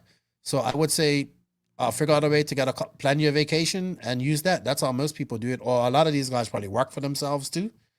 So, or maybe they work with people that are in the industry and they understand that they let them go to do this. I don't know. It could be a lot of things, but would you let work stop you from enjoying your life? Because you all need to work, but you need to enjoy life too. So figure it out, man. Figure out how you can. That's why you have to get work you enjoy. Yeah, that's too. But not everybody can do. Everything. Yes, but maybe not everybody can do that. If somebody has to shovel shit at some point. I'm not saying I just gotta shovel shit. I'm just saying, you know what I mean? I would get with a group of people that want to go to these races, and maybe you can cut costs on fuel and accommodation by carpooling or going up together. It's a lot of ways. There's a lot of people go to these races cheap. We go to these races as cheap as possible. Trust me. It isn't no fancy rental cars and fancy hotels and stuff like that. In fact, when we do it the JQ style, it's the jankiest. Like, it's 2 stars and up, man. If it's got 2 stars and up and some of the reviews are good, we're going to stay there. So just got a group of people, man. It can be done. You just got to plan it and plan your vacation. I don't know how your job is, but plan your vacation. Got a couple of Instagram questions. Jonathan Homer. I don't understand this question too much. He goes, why don't big brand names not support smaller countries in RC terms and help us make RC more affordable and create new markets? We are willing to put our time in, energy, and money if these companies assist us for spares and cars. Well, I know this guy actually. Yeah, he's from Sri Lanka. Yeah, he's from Sri Lanka. Speak with me. The thing is that JQ Racing would have, but I guess JQ Racing wasn't big enough and fancy enough. Yeah, but them, right? So they try with Horizon or TLR. That's the thing. Like, no, Horizon gonna give a shit. No, you have to go with someone smaller that would care. But if you don't do that, then don't complain. It's like. But how could you do it? Like, how could you make it RC cheap of it, like Sri Lanka and India? I guess he's trying to cater to people that maybe can't afford to race. Well, in countries like that, it's a rich man's hobby. Oh, it's the same here. It's no different here. It's no different here. The racing side of things. Like when you sell 7 cars to a country like that, it's like a big company isn't going to jump for that. Yeah, but JQ Racing would. Yeah. Yeah, JQ Racing sold like some cars in South America, and we did a whole tour. You know what I mean? Exactly, yeah. Because we wanted to promote RC, promote our brand. So I think that's the answer. Don't go to the mainstream brands, because you go to a brand that they aren't going to care. Yeah, go to a brand that you care about and that actually cares about you. I think that's the answer. I couldn't figure out what he meant by that.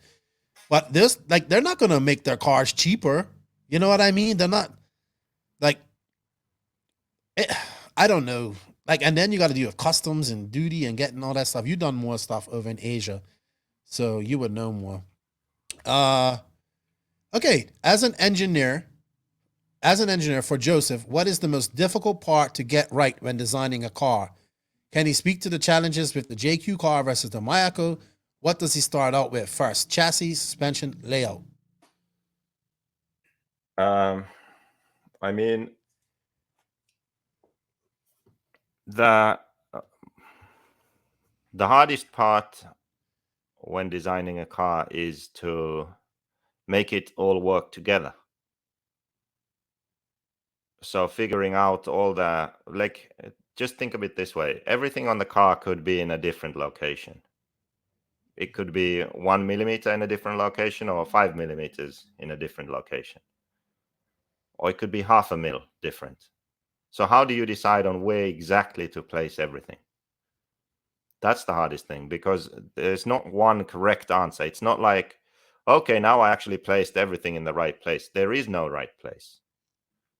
If you place one thing in one place, then it's going to require other things on the car to be in a certain position or certain area, right? So it's this combination you have to understand and achieve. And that's something that 99% of designers in RC don't understand and don't do. Really? Yeah, literally. Like, it's just through iteration, we have this car that kind of works, and then everyone just copies that.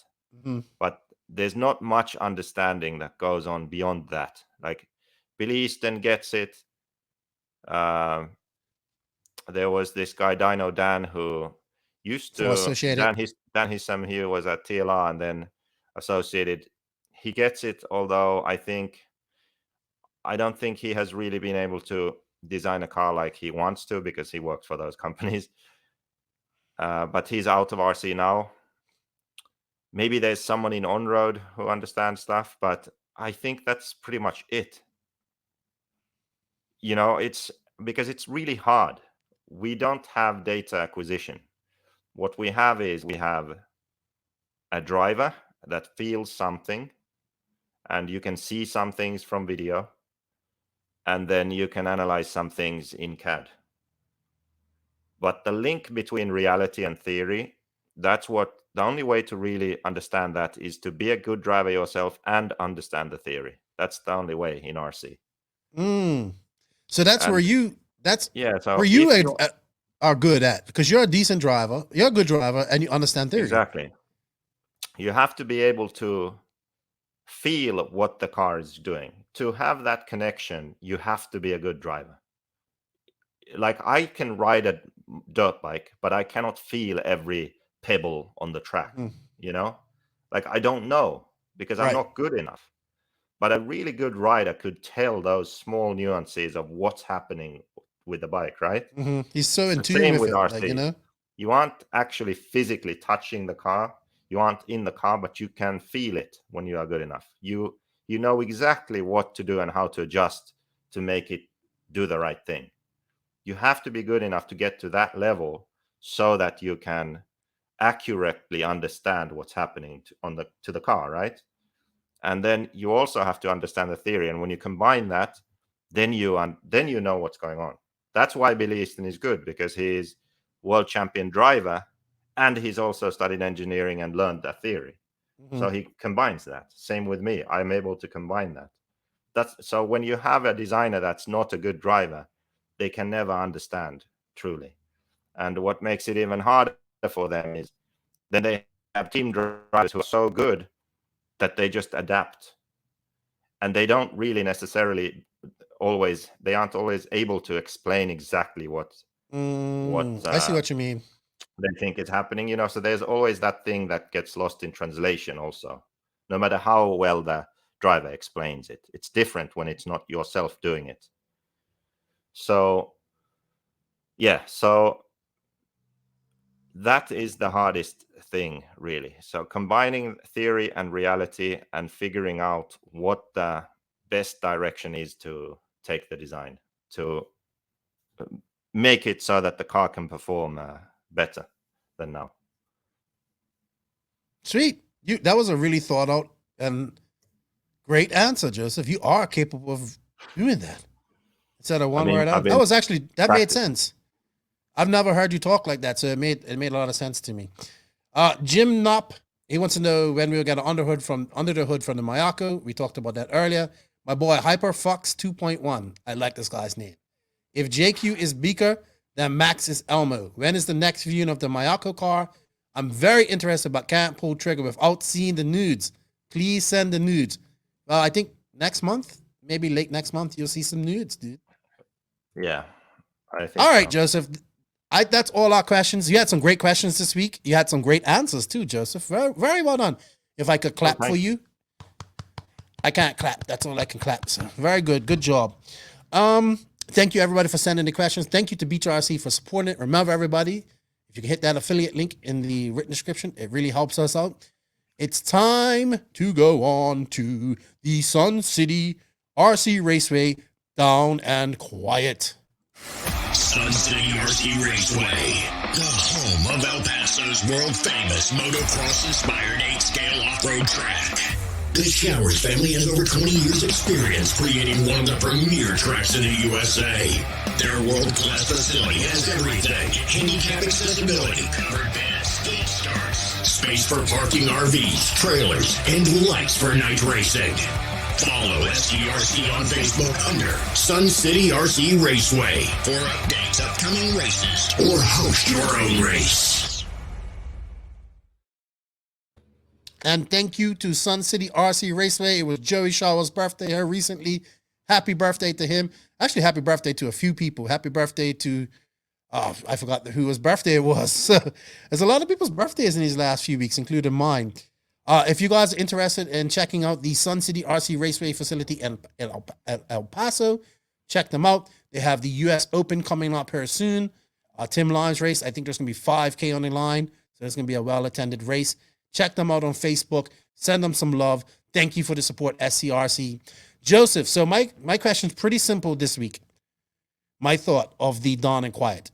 Is Horizon Hobby good for RC racing? Yeah. I agree with you. Okay, Rant, question over. But let's explain, because, everybody's like, oh, corporate, big bad Horizon, blah, blah, blah, gobbling up all these companies, Proline, AKA, because what I'm hearing is that Proline's going to be the basher line and AKA is going to be a racer line. I don't know how, that's what I heard. Oh, really? Yeah, that's what I heard. So to say all of that, like, I get it. People don't like that big corporation, Amazon, all that type of stuff, sending you a freaking cease and desist. Like, that's all petty bullshit. Like, like that it, huh? That was funny. I have it. Yeah, that like worrying about you and what you say is dumb. Some of the things they do to hobby shops where you have to have a minimum order and all that type of stuff and raising their prices. I don't like that. That's all corporate, right? I don't like that part. But Max and I talked about this. If you really look at it, they are doing some really good things. And if they really want to get racing in the limelight and get more people into racing, Horizon Hobbies can do it like that. So maybe it's okay. Maybe the question, I didn't think about the question enough. So Horizon Hobby is good for RC, but are they good for RC racing? I said RC racing. Yeah. So maybe I would rephrase my answer. So Horizon Hobby is good for RC, but they aren't especially good for RC racing. Well, since the last time you saw them. No, I actually got to go to the Nationals, and we haven't been to a race since DNC 2020, and they had a big team 2020, right? Yeah. Big. Hold on. Remember when we first went to DNC in 2018? We couldn't even really find any TLR guys. Just Fend, it wasn't that many. It was like TLR's done. It's over with. Because we was recent. Until last year, we was talking about how TLR was out of racing. But if you would have like if you watch on Facebook how many people running TLR, I know this comes down to they're giving out like a lot of good deals. Probably that whole Horizon deal where you get everything off at Horizon. That's attractive. Now they got Proline. Now they got AKA. All that type of stuff. I've seen, and I put this to people won't admit it, but I'll say it's Thomas Tran has done I know you and Thomas may not agree on everything, but I think he's done a good job of getting TLR back into racing and becoming they went from, we ain't sure if TLR is going to be around to they are back again being a dominant force in the racing scene of RC. You know, we're getting AE versus TLR battles. We have TLR using their influence in different races. You know what I mean? Little things like that. Like they are dead serious about this. And that is a great thing. You just have, when I got to but when I went to the Nationals and saw the team and saw the people and all that stuff, they are back to where they once were. You know what I mean? I think you're wrong. So I think you haven't seen, maybe not in Europe. Maybe not in Europe, but in America. Horizon has like their team and that, you can compare that to S-Works or JQ Racing or any other brand, right? Horizon is the biggest RC company in the world, probably, right? Yes, I agree. So they should do a lot more. Like I agree with that RC too. Seriously, they could look how much just we have done, like two idiots podcasts and pushing RCGP and. But you know what they're doing? Done with JQ Racing and all that stuff, right?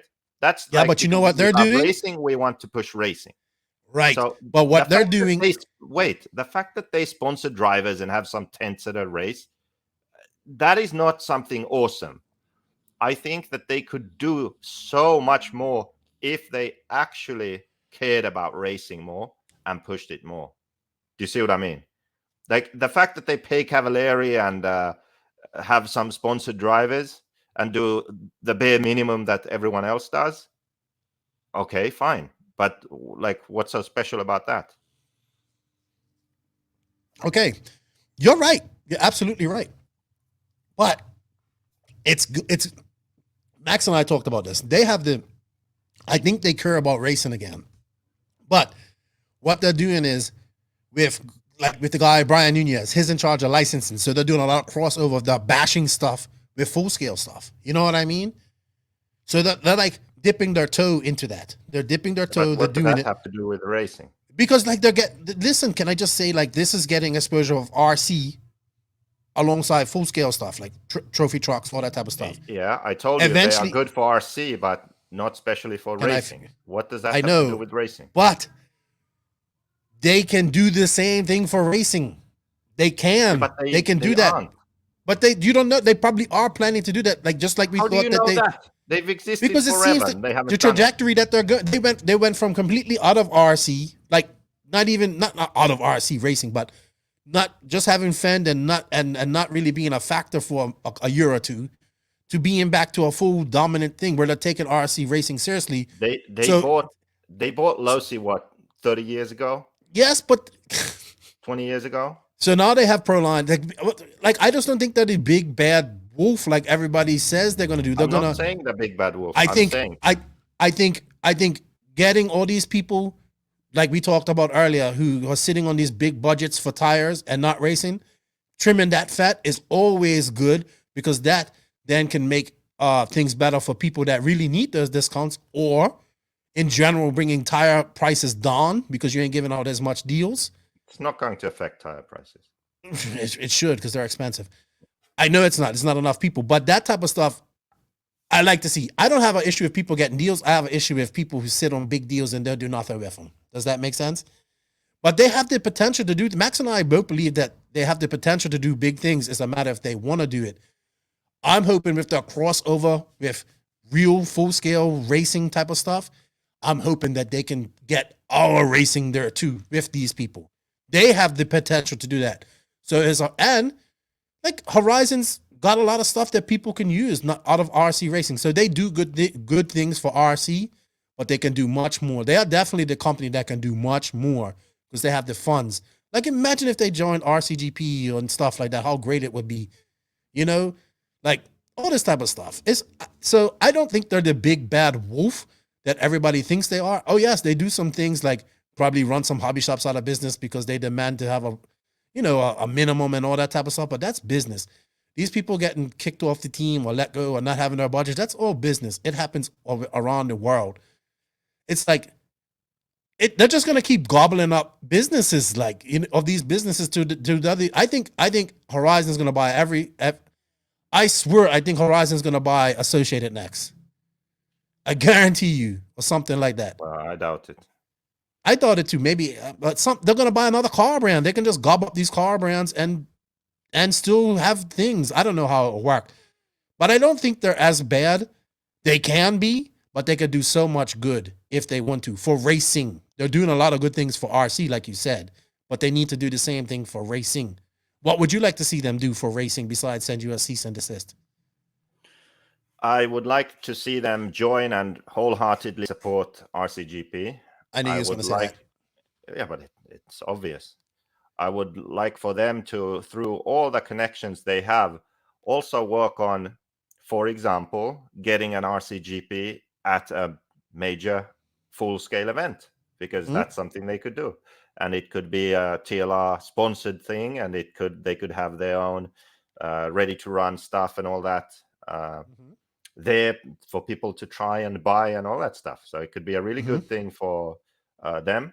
But the key thing is that you need that combination of, look, here we have an international field of the world's best drivers. We have a round of RCGP. So all Ronnefalk, Ongaro, Robert Battier, Mayfield, all these world-class drivers, right? There's a story behind it. There's a social media presence. There's all this comes together for the racing side. So people are introduced to the idea that, oh, they race these things. And then they also have their entry-level stuff that they are selling there.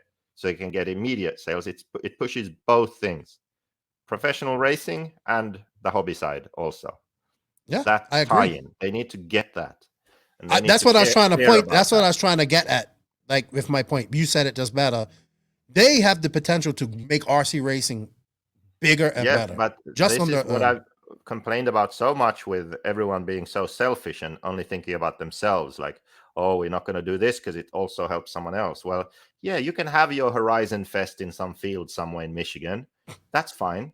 But it's a bit different to have a world champion level event somewhere at the Anaheim 1 Supercross in the pits or something like that. Like RCGP can't pull that off. Horizon could maybe pull something like that off, but it wouldn't be as cool as if it was an actual RCGP with all the best drivers there and all that stuff. Do you see what I mean? Like when you combine your forces, you can do something way, way cooler. But when you try to do everything on your own, it's whatever. Yeah. So that's my issue. Excuse me. It's actually the same in full scale racing too. Full scale, like any brand that you like. Honda doesn't do their own shit only. They do their own shit together in a bigger. Together with a bigger entity. They race in a world championship series. They promote their all the stuff they make at Supercross. You know, it's a thing that we need to learn to accept and understand in RC, that when we spend money to promote our brand, we need to not only do it in a way where we eliminate everyone else, and so that we can be 100% sure that it only benefits us. We have to work together a bit more. It's just like that media thing. Like everyone in every other sport is pretty much doing their own media, but they aren't doing that just amongst themselves. They are doing that within something bigger. Do you see what I mean? Like yes. In Formula One, or in motocross, or in any form of racing, they now have these. Let's use motocross and supercross because I know that really well. KTM has this KTM Diaries made by Red Bull, this video series, and then they have Follow the Bullet, or Behind the Bullet it's called, about Jeffrey Hurling. So it's about his personal racing, and they have all these different video series and coverage and all that. That's great. But that's not the only thing they do. They also take part in the racing series and sponsor the racing series, and they're a part of that.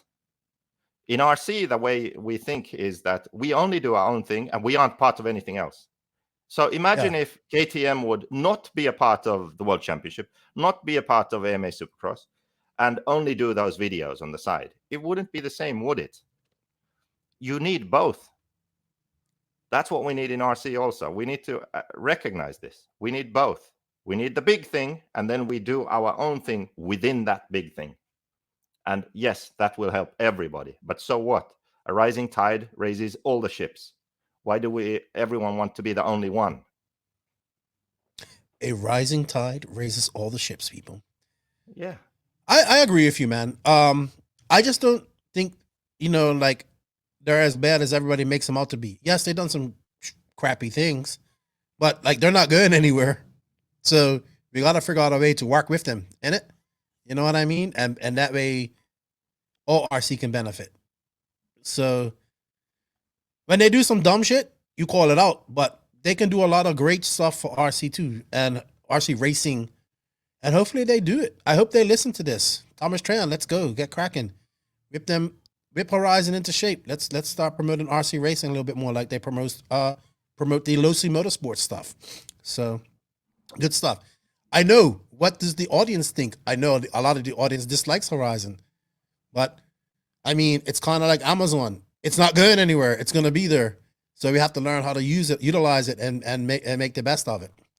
So let us know what you think. Send me a message, send us an email, or comment on the bottom of this. I think that's it for the SCRC Sun City RC Raceway Dawn and Quiet, Joseph. I'm going to go on an interview with Tony Newland of Klinik Rc. Then we'll get you back for this rant that you have, all right? Oh, yeah. All righty then. Tekno Rc. Tekno Rc. Tekno Rc is a premium manufacturer specializing in 8th and 10th scale high-performance off-road RC buggies and trucks. Visit www.teknorc.com for a complete catalog of their products. Tekno RC. Excellence in engineering. Hashtag Tekno Takeover.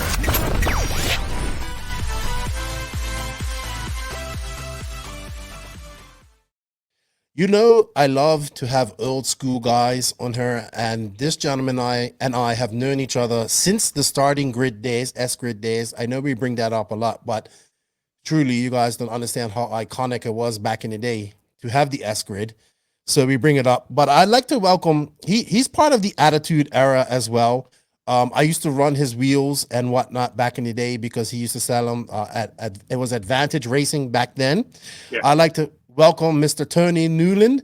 He's now been doing Klinik, which I only realized that it was called Klinik the other day when I was talking to you.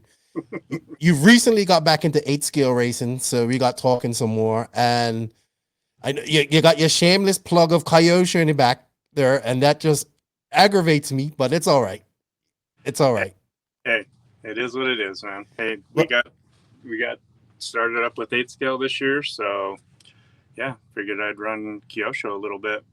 Yeah, real quick, how is the Kyosho working for you? You've had a couple of races on it. It's pretty good. I ran at a track that's notoriously like super low grip and dust, like powdery dust, and it was awesome. I mean, for one race under my belt, couple days practice and tuning, and made the A main, finished 4th or 5th. I think 4th or 5th. I was like 0.3 of a second behind the next guy in front of me, and I mean, it was good. It was good. And you headed off to Wyoming this weekend to the Cheyenne Classic. Where are you located, dude? I didn't even know that. I'm just outside Salt Lake in Utah. Okay, so you're in Utah. Yeah. I always have to ask, how did you get started in this crazy thing we call RC racing? Oh, that was a long time ago.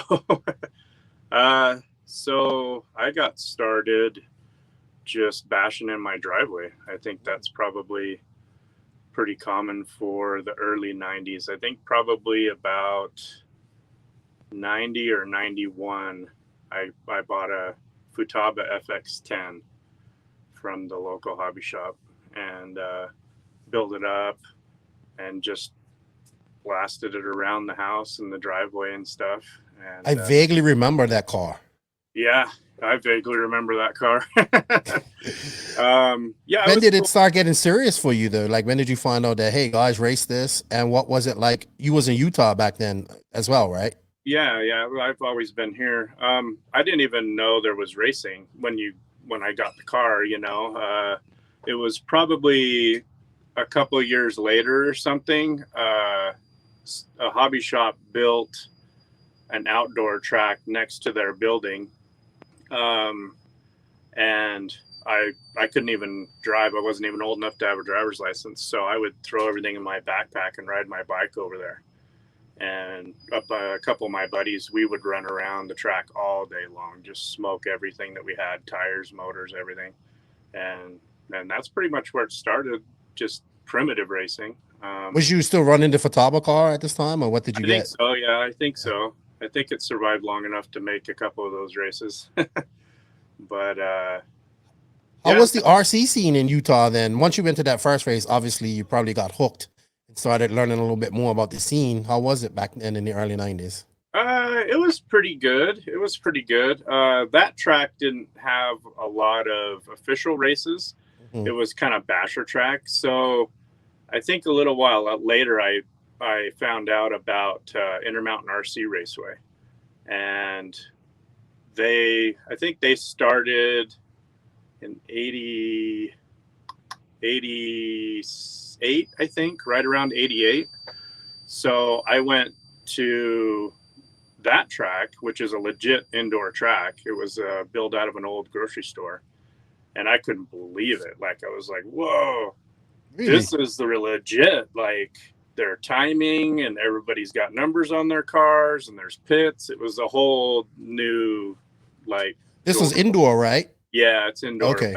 Yeah. So that was like the RC10 days and JRX2.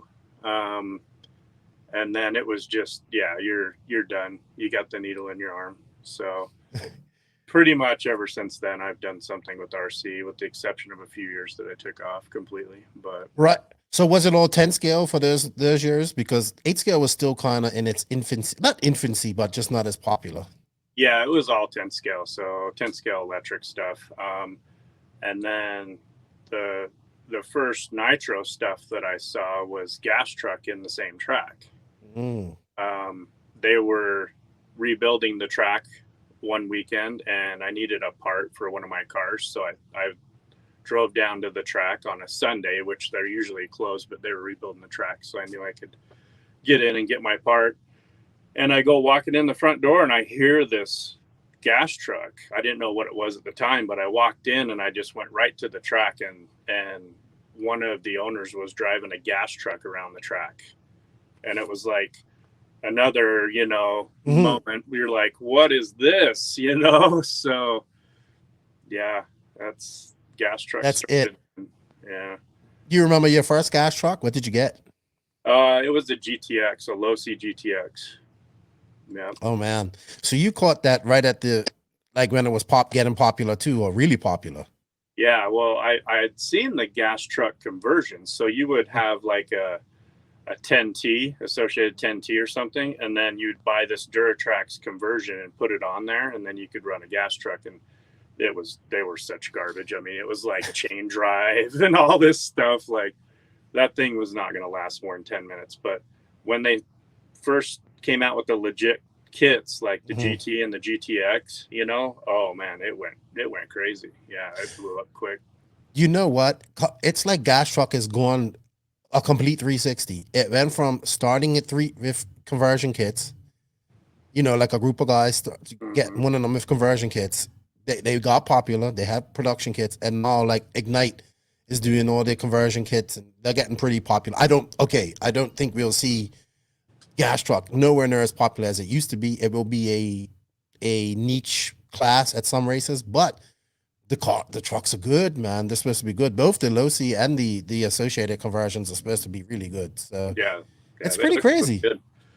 Chad's done a good job. They look awesome. I wish I have one. He's coming to the Cheyenne race, and I was like scrambling to try to find a gas truck, you know, because it's awesome. That's like the OG class back then. I know. You know, we would have races around here. We'd have 50, 60, 80 trucks, and it was like just, I mean, it was the worlds every weekend, you know, our own little worlds. So it was cool. We had good competition. It was a lot of fun. Who were some of the fast guys back then in Utah that probably we wouldn't heard about?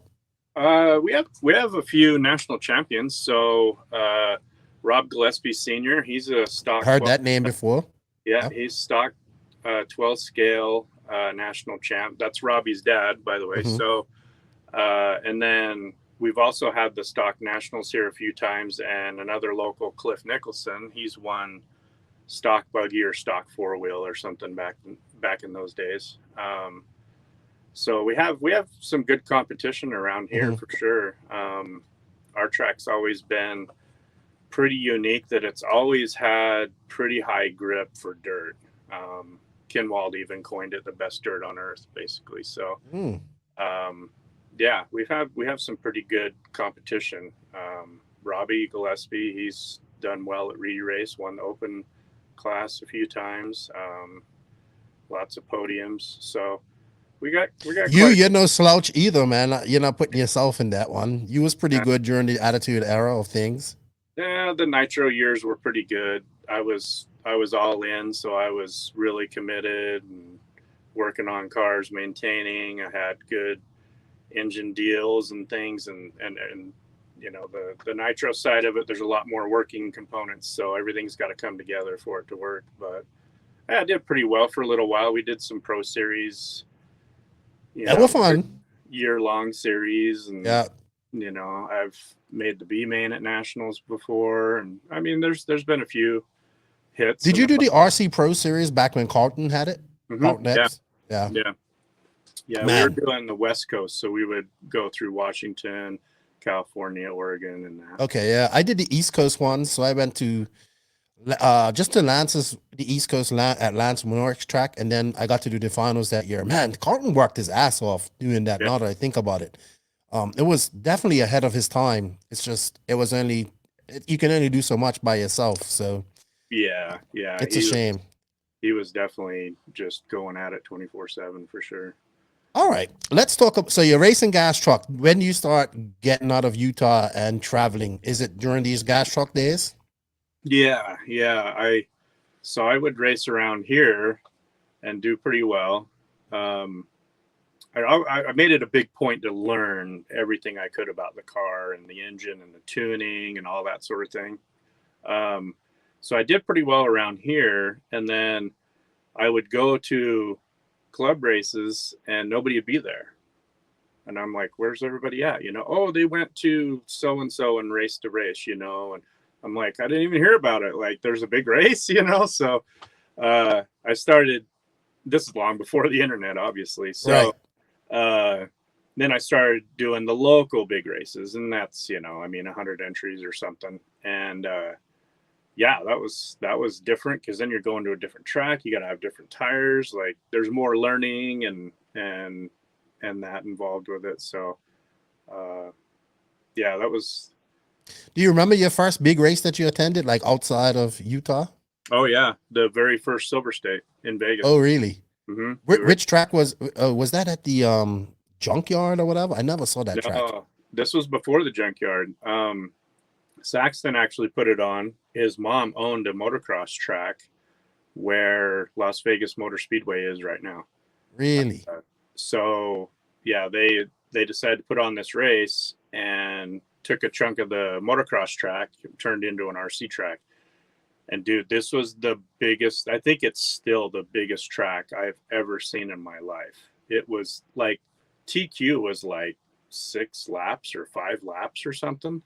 No way. It was like over a minute lap times. And I couldn't believe it. Like I didn't even know what I was doing. I couldn't even see my car on the other side of the track, you know, I mean, and then the pits were way off on the other side of the track. Like, there was no pit lane right below you. So you had your pit guy, I don't know, 200-300 feet away. it's like there's no communication. Like it was a cluster. But I remember tracks being like that too, where you didn't have the pit lane like right underneath the track, right underneath the rostrum. Yeah. Like that was a thing. Like I remember at Lance's track at his house, he had it like over to your left, and you had to literally shout to your guys over there or whatever. They would shout to you, send somebody over. Yeah, things have definitely changed. Whoever came up with the idea to put the pit lane underneath the driver's stand, kudos to them. They figured out something big there. They probably got tired of everybody yelling. Yeah. So where did you finish at that race? What did you race? Just gas shot? Oh, jeez. Yeah, that's all I ran. I was running the GTX at that race, and the GTX was a pile. It would never finish. Dude, that thing would break parts every single time you put it on the track. I don't even know where I finished. It was like probably G main, H main, triple Z main. It was. You don't have those anymore. Oh no, not anymore. That race was really crazy. That was something to see. You know, it was like basically going from running Hot Wheels in your front room to a NASCAR race. It was so different. You know. Got you. So yeah, I was not prepared for that by any means. But you enjoyed it because you stuck around. Yeah. And then I would assume that 8 scale nitro came soon after that. What was your first exposure to that? 8 scale. There was a few guys locally that ran 8 scale, and I mean like probably 4 guys.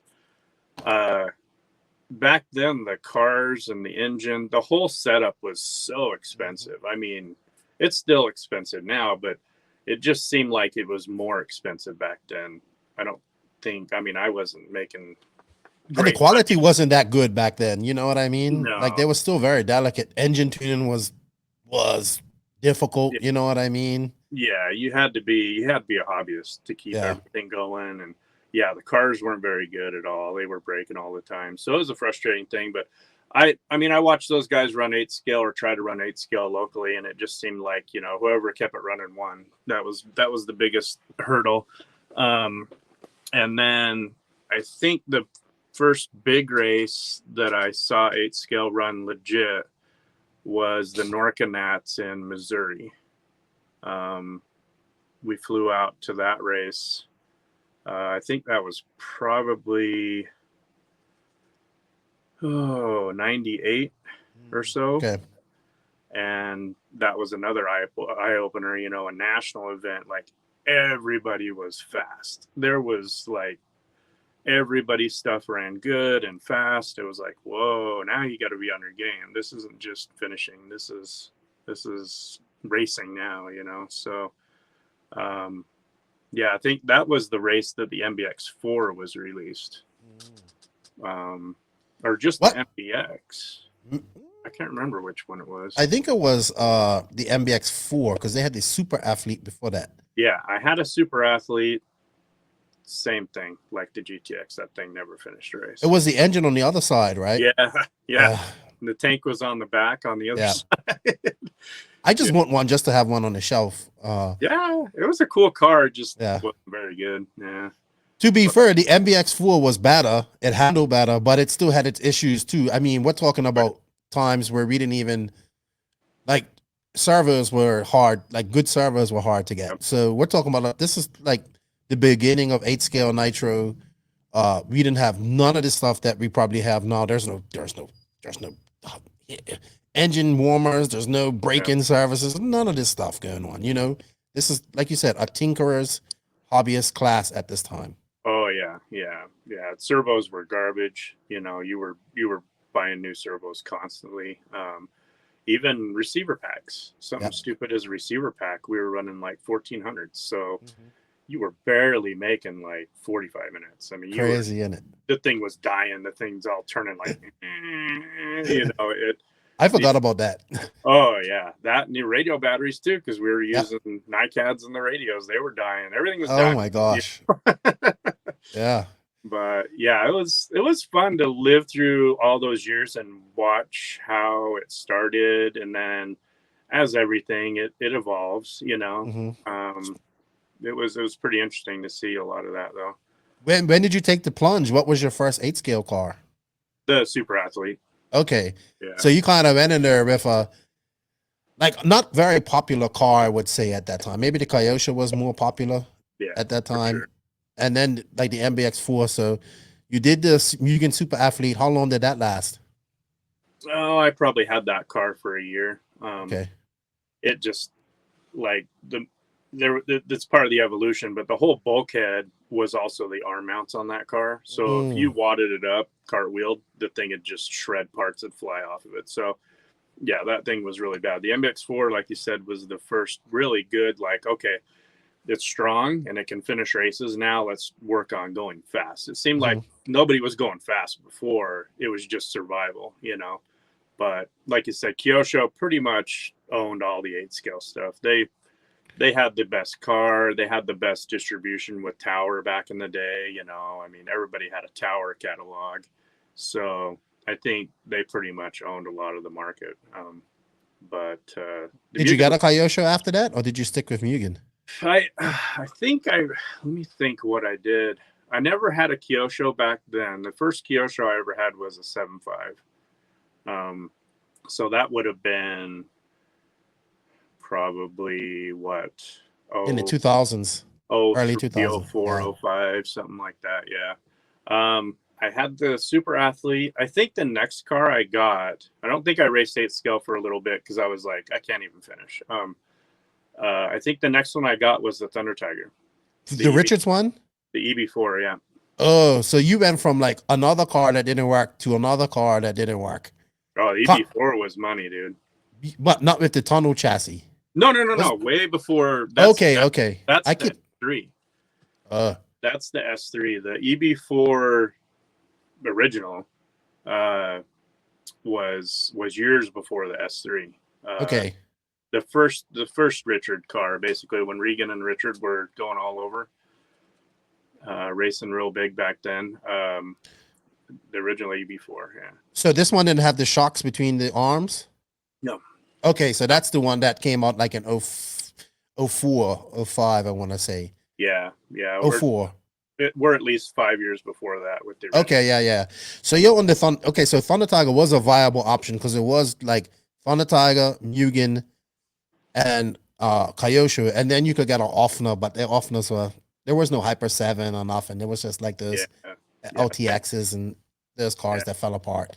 So that was a decent car, actually. Yeah, and then you'd see like the Laro.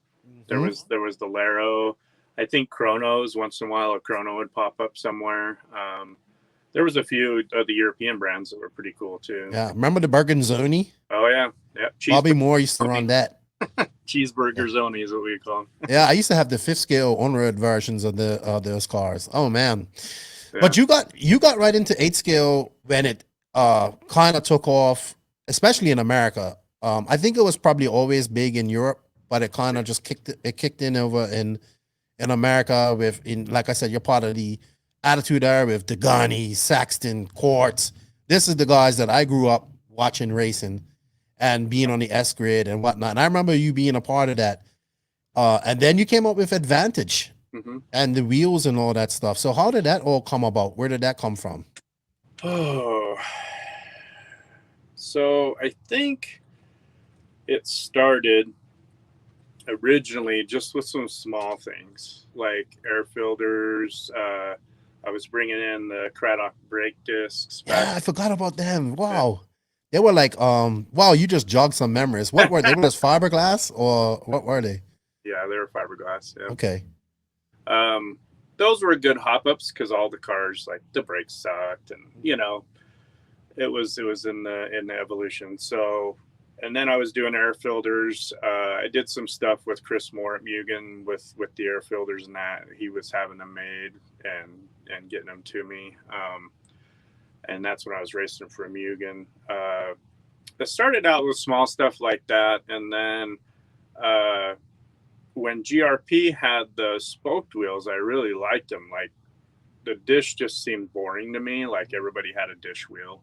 And the spoked wheels I just liked them. They just looked cool for me, So, and then GRP, something changed and the stuff wasn't available anymore.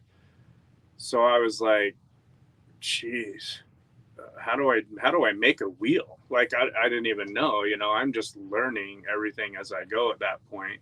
So I researched, figured it out, talked to a bunch of mold shops, and just decided, like, I want to make spoke wheels. I want them myself. Mhm. And if other people do, that's great. That'll help fund this thing. So I spent a whole bunch of money and got a mold made and had them made right here in town. So Really? I didn't realize that they were made in town.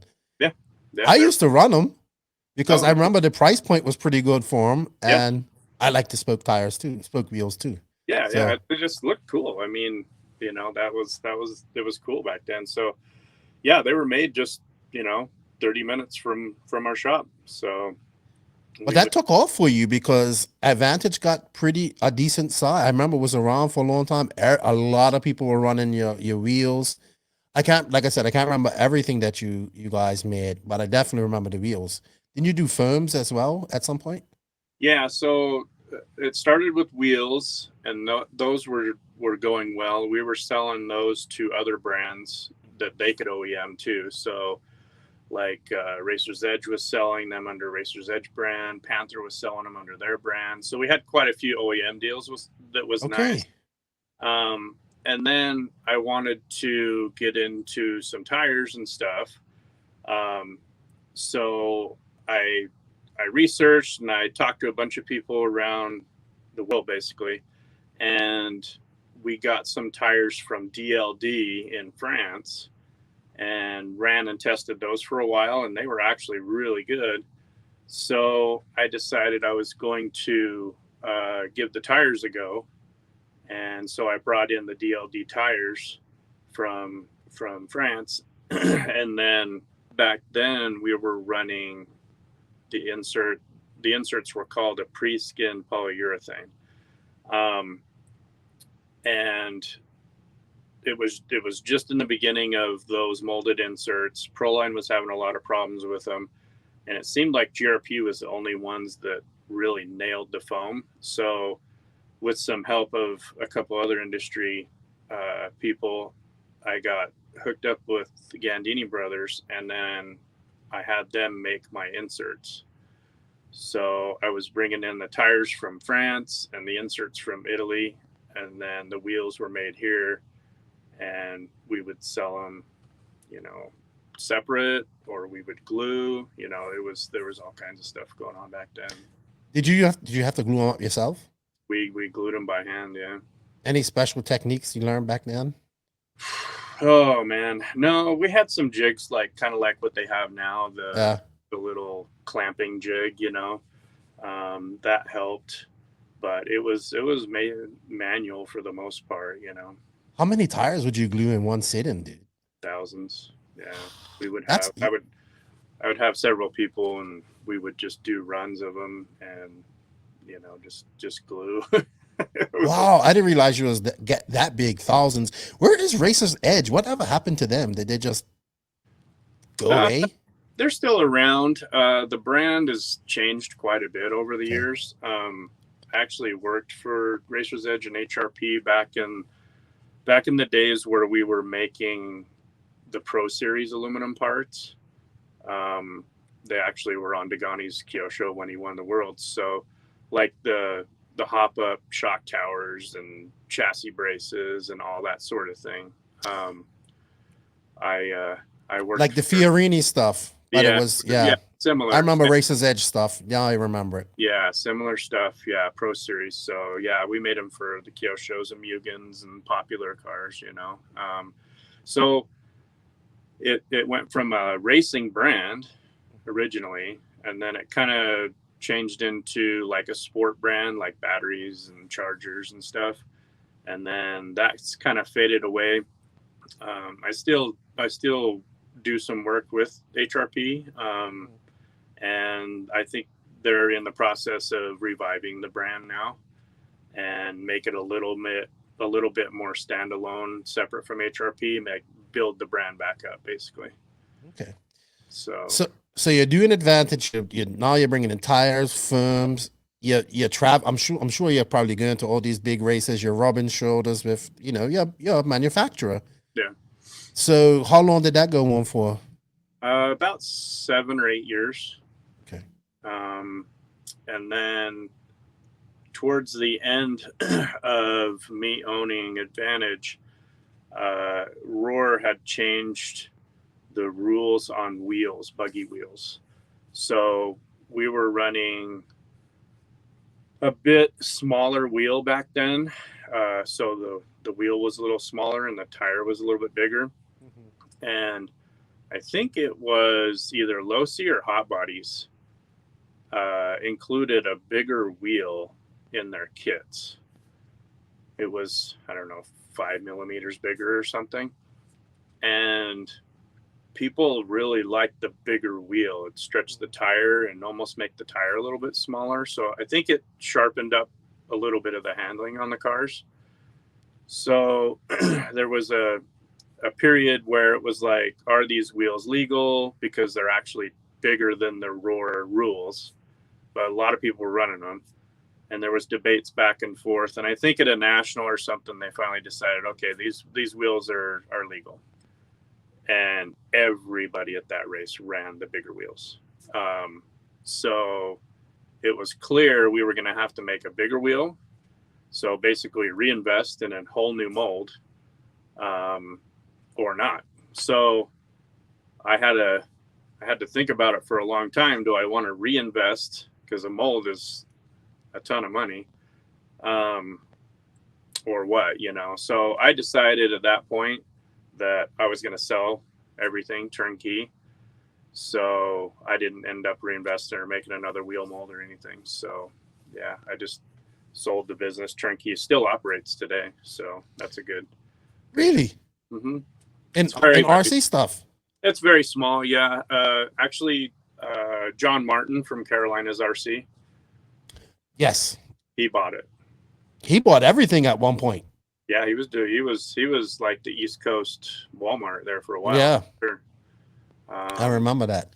Yeah. So, quick question. So now in today's times with dished wheels and all that type of stuff, do you think we'll see spokes make a comeback? Or is it just now that with these dished wheels and what we're doing with cars, what these drivers are able to do with cars in the air now, does it make a difference, do you think?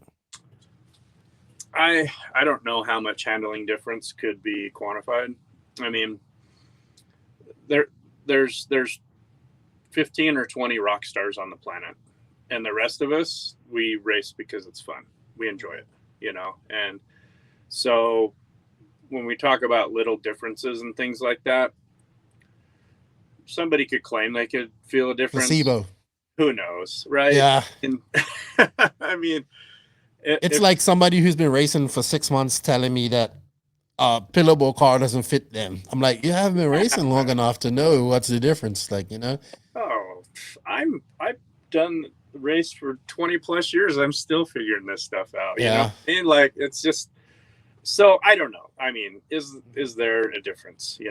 Is 10 grams difference between a heavy tire and a light tire going to make any difference? Who knows? At the end of the I can see the bigger tire making a difference just for the sidewall. Yeah. And on today's tracks, you want definitely. And by that time, yeah. Yeah. Back then, it wasn't that big of a deal because the tracks were still loamy and, Mhm. I mean, we were running crime fighters and big tires, and now it's all high bite. Everyone wants high bite, So yeah, it's a huge difference now for sure. Who was one of the top drivers you had signed on for Advantage back in the day? So I had quite a few young guys. So back then they were young. The first, God, I'm trying to remember which one was first, but I had 3 main drivers back then. Cody King. So I was Cody King's first sponsor, I believe, ever. I had Michael Sharwin. So he was young, hot shoe coming up. Fast. Yeah. Oh yeah. Yeah. His dad was eccentric as can be. Yeah. Ray Dog. Remember I have satellite photos of somebody tinkering with my needles before the race. Remember that? I think it was at a dirt or something and it was still at Hemet. Yeah. And he claimed somebody, touched his needles while his car was in the pits. Yeah. Oh there my was God. there was a lot of competition back then, even for club races. It was win or die basically, because everybody wanted that spotlight, so it was pretty intense. And then I sponsored Taylor Peterson when he was younger too. Okay. So that was kind of like my main kids. They were kids back then. They were 16, 14, 15, 16. And they were all fast. Well, Sharman and Peterson were on a good level. Sharman was really good at one point. Yeah. I actually was talking to him a few years ago. He was thinking about making a comeback, but yeah, I think he forgot about that. Yeah, he's busy doing life stuff. I mean, I don't blame him. Yeah, I mean, to get back into this, it's especially 8 scale, because it's so like you got to have a good pit guy, you got to have everything's got to happen, so it's a commitment. It's time for sure. Yeah. So you got to really think about if you're in or you're out, because there's no halfway really, So there was no big, hey, here's the Advantage credit card, let's go have a night out on the Advantage credit card type of vibe. They were all young, they couldn't party anyway. They couldn't, but their dads would. Got to keep them happy. I'm sure you guys have got some wild story. That was definitely wild back then. We were pretty notorious for the party crew, the Advantage crew. Yeah. Oh yeah. If everybody was under our tent, it was, when the races were over, throw everything in the trailer and go hit town. Yeah. Oh yeah. We'd go partying with Joey, and I mean, just a lot of everybody back then, because we were all the same age. So we were in it for a good time too, I could never even do that now. I would die. I know. It happens when you get old. Oh. You wouldn't even be able to drink that Red Bull in the morning. You'd be like, I can't have nothing like that. It hurts so bad now. I can't even do it. Yeah. So after you saw the Advantage, you kind of took a hiatus from RC, or 8 scale at least. What happened? I did see you get involved. You got involved like pro speed, a couple of like, no, I wouldn't, not no name, but smaller company brand of cars. I did see you go through some phases with that. Not phases, but trying to get those cars working. The Pro Speed was the one I remember the most.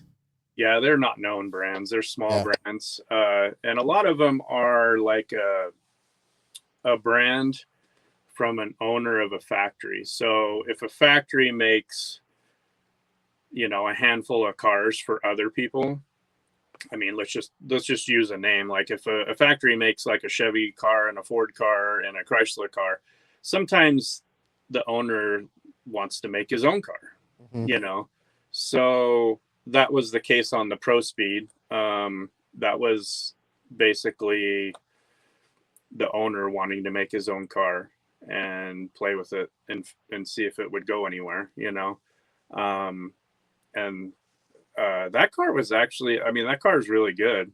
It still has some things on it that nobody is caught on to that are really good. The only car that I've seen to do what it did, which the rear of the chassis was raised up, like, at an angle, is kicked up, is Agama. Yeah, Agama did that, yep. So, but the thing with the Pro Speed is you could get the diffs in and out so quick. It was literally 4 screws. Really? Yeah, 4 screws, the diffs in your hand. So, and we could change the diff height separate from the chassis way back. What was that, like 10 years ago? Yeah, and nobody's done that yet, or have they? I might know who's doing one. Scale. I don't know in an 8 scale. I know someone that's doing it in an 8 scale. Yeah. It should be. It's not easy, but it can be done.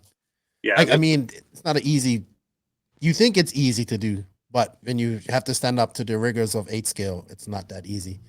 Yeah. So. Yeah. And the thing that made it easy on the Pro Speed was we enclosed the diff in a housing, kind of like a Revo, like a Traxxas Revo.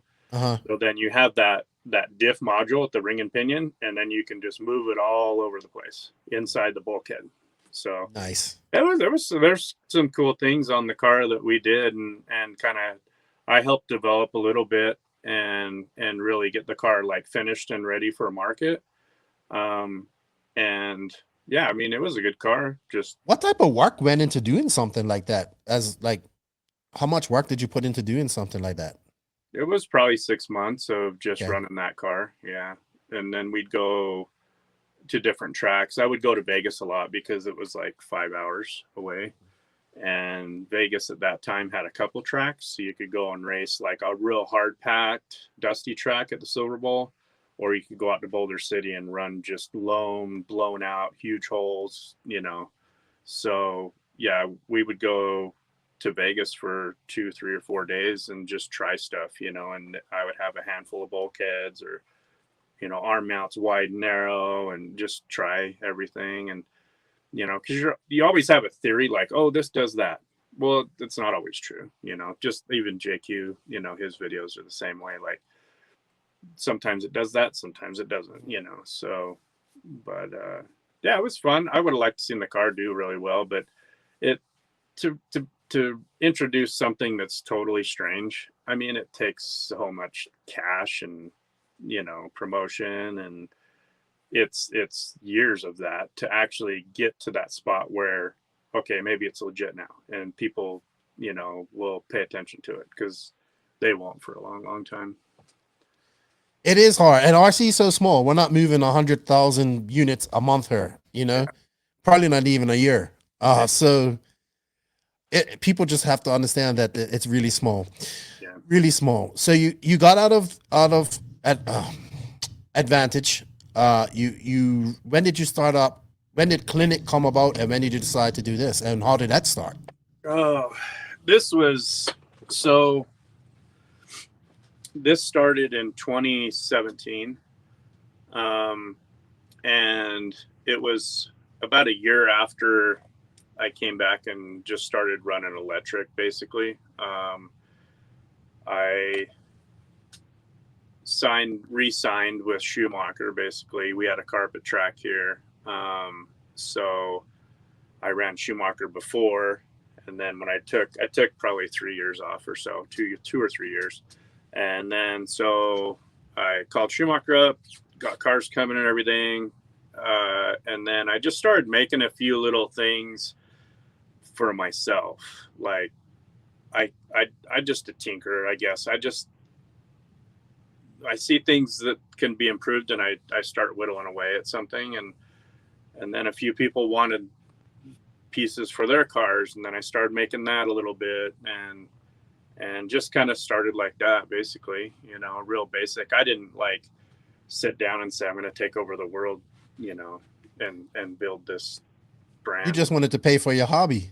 I didn't even really want to do that. I just wanted to make a couple parts that I knew were going to be better, you know? So, but with my background, I guess it was inevitable. It just started going, you know, so, snowballing from there. Yeah. And now you're talking to me, and you're running 8 scale again.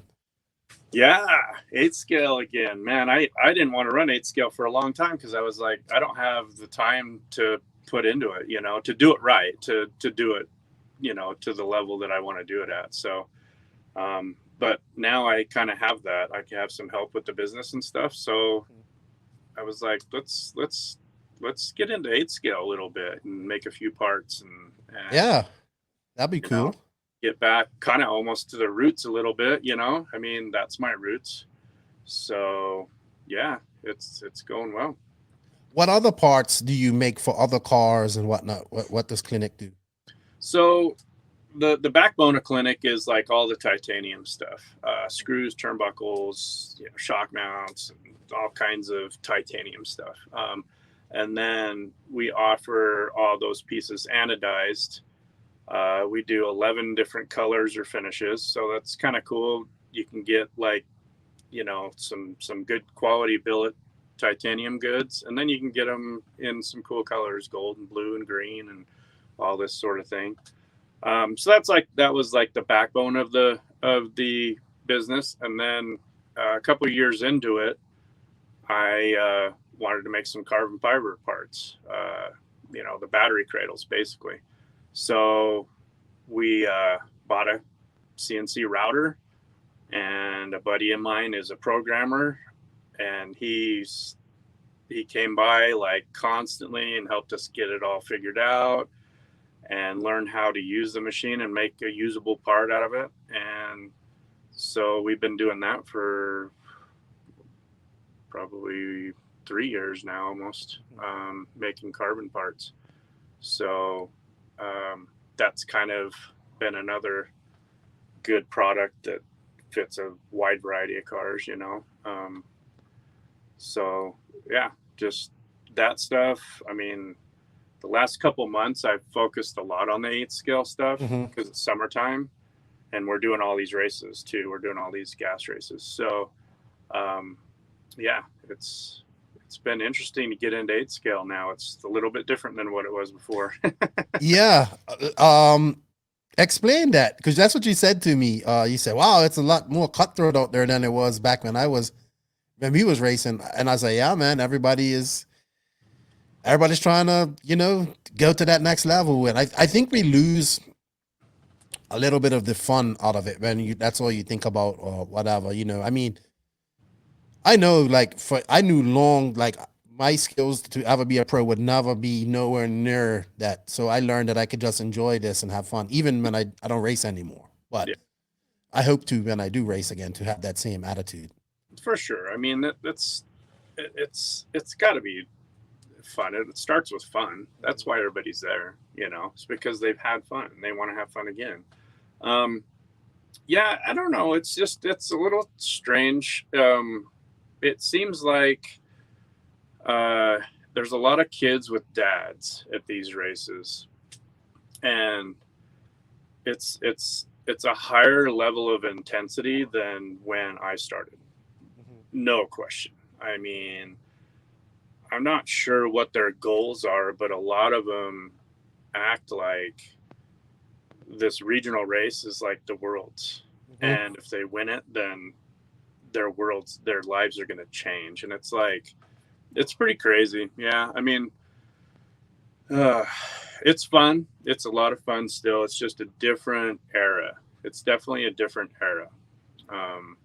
So it's just a little bit different people. All the equipment's different. So, you know, engines run forever now. So there's none of that flame out stuff really happening anymore. So it's just a little bit different than what I was used to. So I think a lot of guys have high aspirations, even if they've only raced for a year. You know, this word sponsored gets thrown around all the time, and I talked about it last night with a friend of mine. Like, what is sponsored? What is this? What does it mean? You know, and what's the goal? Whether it's the racer or the brand, what's the goal? Because there has to be a mutual goal. Yeah. And you know, I'm guilty of sponsoring everybody myself, and I started with JQ Racing. But that's the game that's how the game is now. And it's unfortunate though, because I think it's a weak business model to build your product, your industry on top of. So it's like, it comes to the point, like, I get it. RC racing is not, it's not as expensive as full scale racing. It's not as cheap as people think it should be. And a lot of it has to do with tires. But I get it. Some people want to save some money and stuff like that. But it comes to now it's like the race is not on the track. The race is like who can get the better deal. And that's what people are throwing up nowadays more than anything. And I think we've lost a little bit of it. Like, I'm not saying everybody is like this, but we've lost that, hey, let's win on the track, instead of, hey, I got a 75 deal off MSRP compared to your 50% or something like that. And we've lost our way on that. And the only people we have to blame for that are us, the racers, and the manufacturers. Yeah. There's no value in the sponsorship anymore, really. I mean, you go to a race and every single person has, you know, they got the shirts, they got the hats, they got their name on everything. Cars are all painted up, super dope. It's almost like it's boring now. Like, it's everywhere, you know. And I look on, it's interesting to see some of the brands. Like, there's a team page that I'm on. I'm not going to say who it is. And I've been on there for several years. And I just realized a couple of weeks ago how many members are on this team page. And these are people that are only team drivers that get some sort of discount that varies, I'm sure. There was 700 members on this page. And I looked at that. I never looked at it before, never paid attention. I was like, oh my gosh. And in the overall grand scheme of things, how many people are in the customer pool? Is that half of them? I was like, oh my gosh, everybody's sponsored. Yeah. Everybody, so yeah. It's just, it's so weird. Like when I talk to Greg, sometimes he kind of doesn't grasp it too. And it's like, what do you mean they're sponsored? I'm like, oh, they're sponsored. Like, they're not like, back in the day you had to, and it's true, but we're not back in the day. You know what I mean? I don't know how we fix this. The only way I know how to fix it, is by getting more people to run race RC cars. And I don't have all the answers for that either.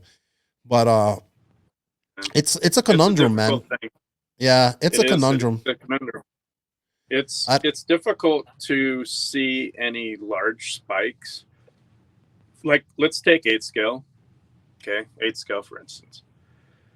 A set of tires now at retail, if you're buying them at retail, I mean, they're $80+ a set. Mm-hmm. That's crazy. It's insane. That's insanity.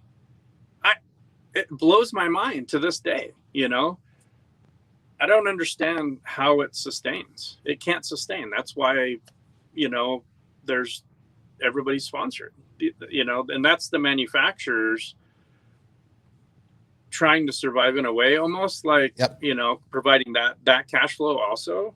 But yeah, I mean, the consumables in the hobby I think that is the logjam in any growth. I mean, I could take my car, take it to somewhere that people have never seen this stuff. If I just walked through the mall with my car and talked to people about it, and they would naturally be curious, where do you do this at? How much does it cost? And I mean, you're looking at a very small percentage of interest because it's so expensive. Yeah. Yeah.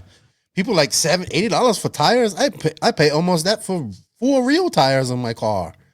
Well, I wish I did almost here. Well, and you have to appeal to the parents of the kids. That's who's going to be footing the bill. So if you're talking, a good 8 scale setup is what, $2,000 maybe? Yeah, probably more. What do you think? Yeah, probably. Let's say 2,500. Yeah, I would say 3 if you're starting from scratch. Radio, all that. If you're going to buy the best of everything. Yeah, if you're going to show up with a bag full of tires and some stuff so you can really get after it. These people are buying their kids 4-wheelers and dirt bikes for that much. They're not going to spend that on this because this, and it's on payment plans too. Yeah, this is sold as a family thing, but it's not really a family thing. Yeah, I mean, it's not family like going camping and riding 4-wheelers. That's a hobby that families do all the time. It's very common out here. This is not a family thing, really, per se. It's a dad's son. Yes, and that's the other thing is that the fathers need to be involved. All fathers or older, mentor has to be involved with the young kids to further this. I definitely want to see more kids. And let's be honest, RC just isn't as cool as it probably once was when we was younger. Like, you know what I mean? That one kid in that neighborhood who had that the real RC car, he was the coolest guy while that battery was charged. Now it's just like you can get it. RC is so more, RC as in radio control cars is so more mainstream now, just RC racing isn't. And I like to say that we use 8 scale to showcase what we're doing, but we really need to get people in on to showcase, just to show, hey, this is what can be, but here's where you start. I've always liked Slash for start. I would race Slash right now if I had nothing else to race. You know what I mean? So I think that's where I used to be all about 8 scale nitrous glory. Yes, it still is the glory. It's the ultimate glory. I love it. But I think for getting people in e-buggy and that or Slash or anything like that is where people should start. Then graduate to nitro eventually, hopefully. But some people do get into it. And it takes a special person. You make sure that to 10 people and one person gets into it, like fully gets into it. Maybe. Yeah. It's unfortunate. It's a conundrum for that too. And I think with the manufacturers so focused on this small pool of racers that we're all trying to impress at races and trying to poach each other's drivers while we're at races, smiling at each other. Hey, good luck. Oh yeah, you should join us. I think we as manufacturers focus more on that, and then we lose focus on maybe trying to promote RC to non-RC people, which we can do with small gestures like a parking lot race or a race where people can see it, stuff like that. It doesn't have to be grandiose. It just has to be catch people's attention. So you've been around this long enough. You've worked in it. You know how it goes. It ebbs and flows. It's a weird industry. It's its own thing for sure. I've been in the automotive dealership world for a long time too, in between these things, and it's very cut and dry. Like in those industries, it's like, here's how you do it, and this is how we're gonna do it, and just do it. I mean, there's not a lot of variables and moving parts in those industries. This industry changes by the minute, like literally by the minute, and companies come and companies go in a year. I mean, they could pump out a bunch of money in promotion and advertising and scarfing up drivers, and then 2 years later you don't even know, you don't remember who they were. So it's a very competitive market for sure. The customer pool doesn't seem to be growing, but the brands are always growing, and that's kind of a problem that's always going to limit where the racing or where the hobby itself can go. It's interesting. It's something that, like, I have to watch and try to predict. Just even coming out with a new part, like, is there a market for this? Does anybody want this thing? Is it necessary, type of thing? It's always that debate, but the retail hobby shop sector is quite a bit different than the racing sector. So the hobby shop end of it will always keep this hobby industry afloat. That's what pays the bills. So you mean like the other side of racing, like bashing and like that's not even racing though. That's not racing. That's hobby shop. That's what I mean. Right. That's what I mean.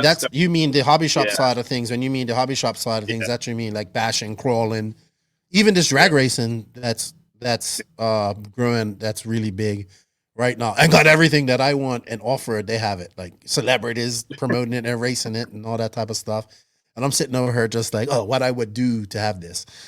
Yeah, man. I think we kind of feel what kind of similar. We're on a similar thinking of how the industry is and whatnot. It definitely could be better. I'm not one her. I don't want to piss and moan, or I do piss and moan a lot, but I don't want to piss and moan and say it's so bad. RC is to get into RC right now is probably easier than ever it was. Ever. I mean, you can literally get a car and have all the information you need to know within 20 minutes of having that car nowadays. Yeah. You can go to Yeah. I mean, back in the heyday of nitro growing, like we were talking about before with the MBX4 and the Thunder Tiger. So back in those days, there was a huge mail order place on the West Coast called National RC. These guys just did 8 scale. So when you got into 8 scale and that big boom started taking off, dude, everybody went to National. They were like the Walmart of 8 scale. And it's changed a lot where there's not shops like that anymore. The internet thing is kind of like, if you sell all the common brands, everybody's racing to the bottom. Like, how cheap can we make it? How much free shipping? How many coupons can we send out this month? And it's like, there's no future for growth there. Everybody's scrapping over that last 10% sale, It's insane. So it'll be interesting. There's a lot of things that have changed this year, obviously, with like Horizon and AK and Proline, and there's like a lot of moving things going on with the big companies. It'll be interesting to see where we're at after the first of the year. Like I think we talked about a few times, you know, I think there's going to be a lot of the rock stars in. I think we might see a rock star without a ride next year, without a job. For what? I think we're going to see a rock star without a ride or without a job next year. Probably. Well, maybe in the next 2 years, but I think it's coming to the point where these teams, the big teams, can only handle 2 pro guys, and that's a stretch. Yeah. And that's about all you're gonna. And that's gonna. I think that's the model that they're going to. It looks like 2 pro guys, maybe they might be both American, maybe one may be European, maybe one may be American, or from another part of the world. But I just think going is there's times where you I mean, I don't know how Tekno is doing it right now. I mean, I know they're not paying everyone on their team, but they got at least 3 guys on there that they're paying and 4 guys that they're paying for travel, probably more. And I know they do good sales, but that's a lot of people to have on a team. But I think you're going to see one of these guys who may be good, but just he's not getting the results that he's going to be on, either be on a team that's very low, like on the totem pole. It could be JQ Racing, you know what I mean? We're very low on the totem pole or whatever. Or not in RC yet at all, like having to get a full-time job or something like that. I just think, unfortunate as it, for me, I want to see all these guys race because I love the professional side of RC because that's what gets my juices flowing. I love all the RC racing, but I love to look at the pro guys because that's the upper echelon of what we do. Like those are the best of the best, and we need to watch them, and those are what we should use them to promote this industry, I think. And they need to be more personable as well and more approachable and more not so PC, you know, like make a character for themselves. So it's gonna like we said, we've talked about this a few times. I don't know what the future holds for RC. I just know that if you continue doing the same thing that we've done for the last 40 years, that nothing's gonna change. So you have to try something different. Speaking of the future, what is the future for Klinik? I saw that you posted you had some GRP tires or you're testing some GRP tires. I did not even know they still existed till I saw them. They used to be, people don't understand, but Adam Drake, I believe Adam Drake ran the tires, didn't he? He ran the engines and the tires back in the day, right?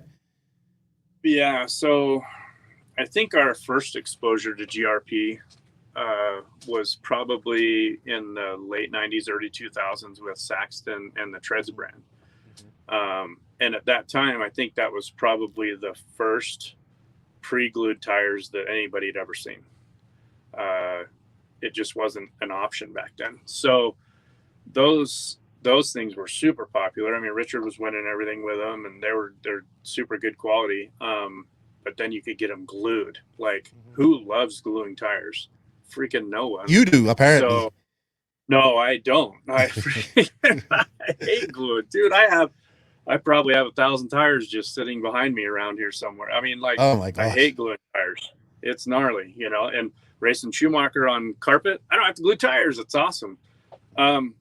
So that was probably our first exposure to GRP, and then they got into doing engines back then so the whole Losi team was GRP. Drake and Mescula and Truey, everybody. That on package the was great at that time. Yeah, you had the engines and you had the tires. It was money, you know, and they won a ton of races. So that was another time with the GRP, and then they actually, you know, they had pioneered the pre-glued tire thing. Their machine they had, like, it was kept under lock and key. Like, nobody could get in there and see what this was because it's fully automated. Oh wow! Like, they have bins of tires, bins of foams, bins of wheels, and the machine puts it all together. I bet there would be some huge ransoms back in the day if you could get like pictures of that machine, you know, like, because they built the machine themselves. It's not something you go down and buy, you know. Really? So it was a highly guarded secret back then. I'm sure Proline, everybody would have loved to have that, you know. So yeah, GRP's been around for a long time. I mean, they're highly decorated brand. They 150 plus national and Euro and world titles. I mean, yeah, GRP is legit. That's no joke. So, and then I don't know how long ago it was, 6 or 8 years ago, they had a big fire at the factory, and that just about took them down. But they did rebuild, and they're coming back. They're really big, like in fifth scale on road. You said. Like the big touring cars, and then they have like the F1 cars. So they're really big in those tires, and I think we're going to start seeing a resurgence in 8 scale stuff too. Are you going to be working with them, helping them testing compounds and treads and all that stuff? Yeah, this weekend will be the first full weekend I'll run on their tires. So I've been in contact with Maurizio and his daughter Sarah, who's helping run things now. So yeah, we're gonna like run this whole weekend. This is a good track, and there's a lot of all the other tires and all the other top drivers. So it's a good test bed to see where the tires are at, basically. So I got to ask, have they sent you like new compounds, new tread patterns to test out that you can't show us, can't talk about, obviously, that you'll be trying out this weekend? Like more modern, I would say. Common treads. It's all good. It's modern. Yeah, got you. It's competitive stuff. Yeah, for sure. And got you. I mean, GRP knows rubber very well. You know what I mean? They're 30 years into this deal. They need to bring back those engines. Those engines were badass. I mean, Drake, I think, won like 3 nationals with that package, man. And True was on fire with that package. Yeah, the GRP engines were good. Yeah, they I don't know how many they sold back in those days, but they were hugely popular. Yeah, that must have been just tons of motors. So besides that, the tires, which you're going to test this weekend, what else does Klinik have planned coming up for the rest of this year and next year? I've got some like accessory type stuff coming soon. Like actually right here, I have some like tire bags, and then I have like a big carrier bag that's going to fit those specifically. There's not like a really good way to haul tires. Right. Everybody's got like, oh, I got a bin, or I got this bag, or whatever. Like, this is $80 like on A-Man. Why are we carrying it around in a freaking duffel bag or something? You know what I mean? Like, it just so a proper tire carrier, that'd be great. Yeah, I mean, just something like that, simple stuff. Well, I've always got things in the works, you know. Once the 8th scale starts to kind of wind down for the year, then we'll get back into some 10th scale. I got a couple of projects with 10th scale coming up that'll be good. So once summer starts winding down a little bit, we'll kind of shift back over and get some of these new 10th scale things out. But yeah, just plugging away. It keeps me busy. So I really don't have a lot of time to do anything. I can't even get a body painted. I just spray can it, you know? So yeah, that's all. That's all that no matters. Time. It's run, you know? So. Okay. So I forgot to touch on this, but you Schumacher, you've been driving Schumacher for a while. I think we talked after I interviewed Orlovsky. So you've worked closely with him before, or communicated with him before. You had a lot of good things to say about him. Like, you really like him. I like him too. He's got the right attitude, and he's good. You know, to come from a country that doesn't really, I mean, they do have some. He's the most famous Polish racer. Let's put it that way. You know what I mean? For sure. Yeah. So. I mean, go ahead. Michael's super. The thing with Michael, and I suspect it's with Europeans in general, and it isn't a dig to Americans or anything, but the Europeans are far more professional than we are. You know, we don't see drivers stand, temper tantrums, yelling, screaming. Like they're professional, and even the kids that aren't at that level, you know, that are the club racers and stuff, they're the same way. They know they have to be like that that's like the standard, you Mhm. know. But yeah, Michael's an incredible kid. I mean, it's funny when we go to races. Before COVID obviously screwed everything up, we would go to a lot of races around the country when he'd come into the country. I was always amazed, like, we'd show up at a track, get everything set up, and, you know, get the pits going and everything. Okay, let's run a couple packs. He'd charge a pack, go out, hit the track. Dude, he hits the line, the first battery. Like, I don't even get it. Like, He's that, yeah. He seems to be enjoying 8 scale too, and I hope he sticks with it. Yeah. And gets up and challenges these top 8 scale drivers in the world. So I'm excited to see him in any top 10 scale driver gets into nitro and see how they fare. He seems to be doing all right. He's going to have to, you know, he's got some stiff competition over there in Europe too. So I'm glad to see him. Sure. You think he's going to do good in 8 scale as well? Like he's going to get to that upper tier of 8 scale with those guys?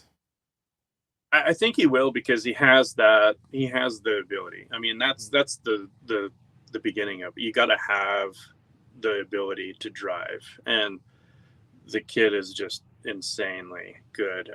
I know a lot of the Euro 8 scale guys, they just run 8 scale. They don't run 10 scale. So those guys will be tough for sure. But I think if Michael has the right car and the right team, and we talked about 8 scale, it takes so many different things. You know, you got to have a good pit guy. The pit guy needs to know what the car needs before the driver even asks for it. Basically, you know, you got to have all these components to have a successful 8 scale campaign. So if he has that, absolutely, yeah, there's no limit to what he could do. The driving's there. Just a matter of getting the cars and hitting the races, basically get the experience too, because the 45-minute mentality is different than the 5-minute qualifier. You know, totally different mindset. You know, but yeah, he's amazing. I like those guys a lot. I talk to his dad all the time. We haven't even raced at the same race for a couple of years. We still talk all the time. We're on the WhatsApp and go back and forth and that. Oh, you're under WhatsApp? You know about WhatsApp? Not a lot of Americans know about WhatsApp. Matthew had to get me on there. I didn't even know what it was, but he's like, that's all I use. I don't know. Yeah, so yeah, he got me set up on it one time. We were in Connecticut. Sweet, man. Awesome, man. I'm had a really great chat with you, man. I learned a little bit more about you that I didn't know all this time. I'm super happy to see you racing 8 scale again. I hope that keeps up, and hopefully we see some clinic parts for some 8 scale car. Kyosho, I want to see Kyosho come back to. I don't think Kyosho will ever get back to where it was, but I like to see Kyosho get back to at least being a force in 8 scale again. Not saying that they aren't. The car is capable. The drivers they have are capable, but it's compared to what they used to have. You know what I mean? Like it's a shadow, not even a shadow of what it used to be. So I'm hoping they get their act together. They need a team manager in America. That's what they need. That's where it starts. Team management, and every successful brand what they want to do. Yeah, they need to decide if they're gonna push for it or not. You know, I don't know. I don't know what their long-term plans are.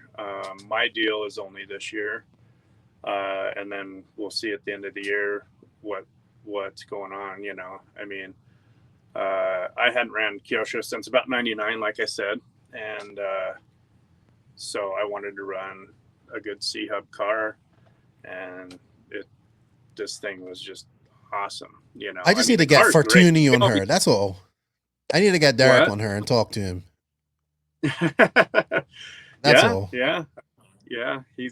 Derek's funny, man. He's awesome. When we got this all set up, I called him and he's like, dude, I'll get whatever. Just let me know. Yeah, that sounds just like him too. When I met him, I was like, yeah, Derek Fortuny. Like I was expecting different, and he's just like just like that, like just exactly like happy go lucky. Like, yeah, man, no problem. Old school, All right. dude. Like, he's old school. Yeah. He's from the old days, older than my days. Yeah. Of course. All right, man. Well, if anybody is interested in Klinik accessories, they can go to www.klinikrc, I think, is it? .com. Yep. There we go. Product placement till its best. I love it. A lot of people don't think of that. Also, it'd be interesting to find out what GRP decides to do, because, you know, we always like to see, I always like to keep my finger on the pulse of new tire companies, especially one that has a name like them. So I'll be getting your opinions on the tires here shortly. And I look forward to you just being involved in RC, and I don't mean this in no disrespect, but it's a lot of small companies like yourself that made 8 scale awesome. You know what I mean? Advantage. You know what I mean? There's just wheels and tires and air filters and stuff like that. Consumables that we all needed back in the day. And that like, I think a lot of you, the smaller companies like yourself, don't get that type of recognition. You know what I mean? From back in the day. Even when I asked you, I was like, Klinik, I didn't even know how to say the name till you said it to me and all that type of stuff. So it's all good, man. Thank you for your time. I'm sorry, go ahead. Yeah, just small companies. I mean, it's just like, there's a ton of them out there. They come and they go. But if you have a good, legitimate product for a good price and quality, then it sticks around, you know. And I think that's where the Advantage thing still, you know, resonates today, is a lot of people still remember it because it was decent stuff. It was good price, you know, and you kind of, you know, the guy, like, oh, I know that guy, you know. And so, yeah, it's a lot of the same. So I just try to do the same thing now, you know, as back then. So have a little fun in between, you know. Sweet. Or can people contact you on Facebook directly? Yeah. I'm on, Facebook, the Klinik page, message, whatever, WhatsApp off the website, email off the website. There's no excuse not to get in contact with Tony. No excuse. Yeah. All right. Well, good luck at in Wyoming this weekend. I heard it's a wild time. Anyway, people, you know, I'm heard nothing but good things about this race. Have fun. I'm interested to hear about your testing with the GRP tires, if you let me know. Yeah. And good luck. And good luck, man. You seem to, but I don't need to tell you good luck. It seems like whatever you touch seems to be successful. So can you touch this podcast a little bit more? Like, you know, touch it so we can get, you know, no, it's getting there, but you know, it takes time.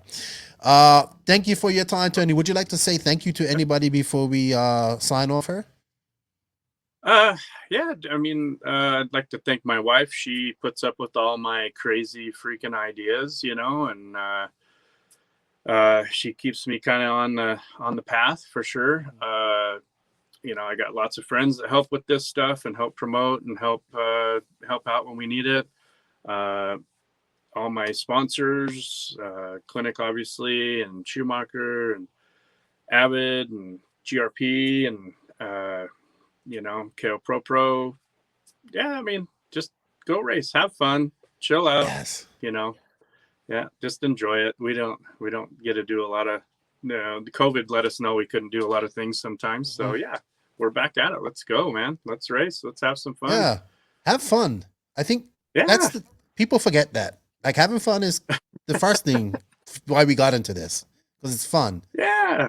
So yeah, like the first time you go and run at a big race in practice, you get done running and you're like, this is gonna be awesome. This weekend's gonna be fun, man. Or you're gonna be like, I am way out of my league. And then you realize that you have fun. You could say, okay, then you can realize, okay, I can have fun now. So there's only one guy that wins the race. Everybody else, we're all the same. Yep. Have fun. It's cool. Called racing. It's not called winning. Oh yeah, right. Exactly. All right, dude. Awesome. Well, like I said, good luck. Thank you for your time. It was a great chat. And yeah, man, have fun in Cheyenne. Yeah, thank you. I will. Thanks for having me on, Keenan. No problem. We are now at that point of the show where you should fasten those seatbelts and put your big boy pants on. Whoa. Things are about to get serious. It's time for the JQ Racing Rant.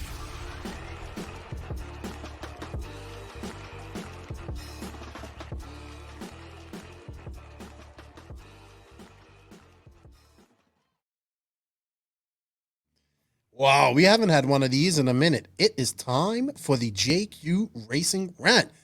With the man himself, JQ. This is his whole segment. This is what he wanted. He's got it. we have a rant. I'm going to start it off because, so before you go on, people, before we go on, this is our disclaimer. If you have young children or, you know, if you're sensitive to foul language and foul humor, then maybe you shouldn't listen to this one. We might get a little heated today, but yeah, this is the JQ Racing Rant. So Joseph, I got in a little bit of trouble. I got banned from commenting on Afra's Facebook page, so I can't comment there anymore. Which was fun. Which was really amazing that they did that. It was so funny because I was like, that was my legitimate question. What can we do? It's not enough to just say, hey, it's Lewis Hamilton. He's got a car. That's great. We've done that over and over and over and over the fuck again. Over and over again. Let's do something with that. So that was my question. And that was the guy, what's his name? He works for McLaren, actually. Mark something. I sent you the screenshots. Styles. Yeah, it's Mark Styles. So he got one. So to say that, I have not just and also I will say this again, and I say this all the time. I have no issue. I actually think EFRA is the best of the governing federations that we have in RC. I believe in the federations. We need them because they should be leading the way with RC and promoting it. But they do good things. I commend them. When they do dumb things, I let them know. And as simple as that.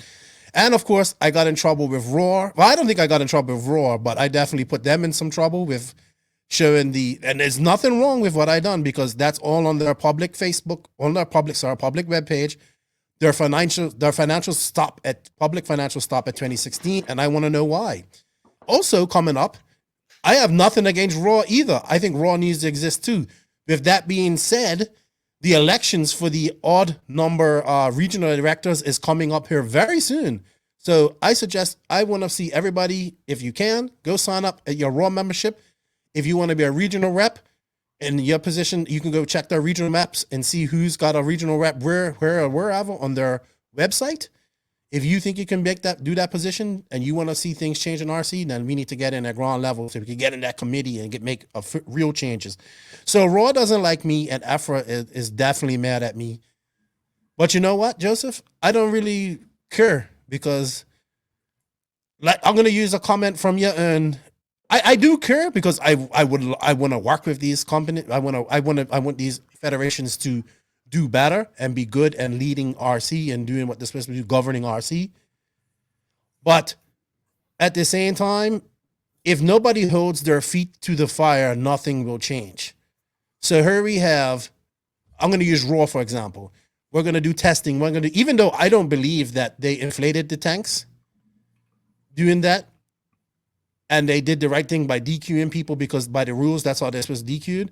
I want them to do the test to see if it's possible. If it's possible, then we figure out we've been doing something. It wouldn't be Raw's fault. We figure out, okay, we've been doing something wrong this whole time. We need to change the way we test tanks. But if we don't keep their feet to the fire, they're hoping people will just forget about it and go on. And then, hey, look, it's June again. We have the 8-scale nationals, the biggest nationals for Raw, the biggest money-making nationals.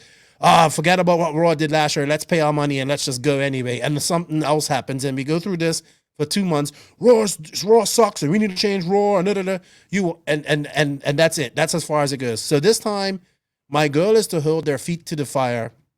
I'm nobody in the big scheme of things, but my loyalty does not lie with Raw and Afra and IFMAR. My loyalty is to the people like me, like you, who pay our dues and pay for these races and support these federations with memberships and holding races and stuff like that. We deserve better. So anyhow, I did get in a little bit of trouble. What did you think of my little... So, okay, let's take this one at a time. Let's start with EFRA. Okay, so I believe that the way the world works, the way EFRA works and the RC industry, same as a society. For change to happen, you need certain conditions to exist, because the people who have the power, the people who are happy with the status quo, why would they change, right? You can talk to them nicely and have a couple of beers and come up with suggestions. But if they are fundamentally satisfied and happy, why would they change? Change is hard. You have to make an effort. You have to work more and differently. And it's like just a hassle. Don't want that shit, right? We're enjoying this right now. We don't need change. So for change to happen, you need certain conditions. Those conditions are that there is outside pressure on there's outside pressure on an organization to change. Or if it's a country, there's outside pressure on the government to change, right? The people are protesting. They're in the streets. The government is like, oh shit, we have to do something, right? So if we look at RC, EFRA is like happier, everything's good, like whatever. And then there are loud voices bringing up inconvenient truths about EFRA, about RC racing, constantly bombarding them. They're getting uncomfortable. More people start speaking up. So you start building this outside pressure on EFRA to change, right? I think it is a requirement for change to happen. So the fact that we bring negative things up and complain and all of that, that's an important part of actual change happening. That's not what's going to create the change. For that, you need people within the organization who aren't antagonistic, who are working on the same page with people in EFRA, right? They are people in EFRA. So you have Javier or Matt or Racing TV, you know, you have forward-thinking people who would like to change things. And because of the atmosphere, they are able to get some change done, right? The outside pressure helps those people achieve change. So having said that, I kind of agreed with EFRA in this case. You know why? Because when you are on the outside and when you criticize and when you make a fuss, you have to be precise and specific with your attacks. Because the world resists change. People resist change. So if you aren't clever and precise with your attacks or complaints, then they will be countered. And they will also be, they won't be effective, or maybe even they will be counterproductive. So in a situation like this, where Lewis Hamilton posts about RC racing and EFRA share it, that's not the right moment to shit on EFRA, because what they did is kind of the only good thing they could have done in that situation. Do you see what I mean? What more did you expect them to do? I didn't shit on them, though. Listen, I didn't shit on them. Yes, you did. All they can do is actually share that post. You know, that yes, they I can't agree with do that anymore. The fact that they can, in though. other situations they should and could do a lot more is not relevant to that moment in time. Do you see what I mean? Okay. So I'll tell you why I did it in a minute. When you take a moment where someone does something right, even if it's a small thing, and you shit on that, I think it's wrong. Also, you don't have, like, when you shit on that moment, you do not have a solution for them. Okay, what should we have done instead of? I did have a solution for them. No, you didn't, because no. All right, I'll let you say your thing, and then I'll do my piece. You brought up some redneck racer from America that no one's ever heard of. You can't compare that to Lewis Hamilton. Let's just get that straight first of all. No, you're wrong. You're absolutely wrong. No, you're wrong. You're wrong, because let me tell you something. Now I'm gonna let you say your thing, and then I'll counteract this. My point. Yeah, I will.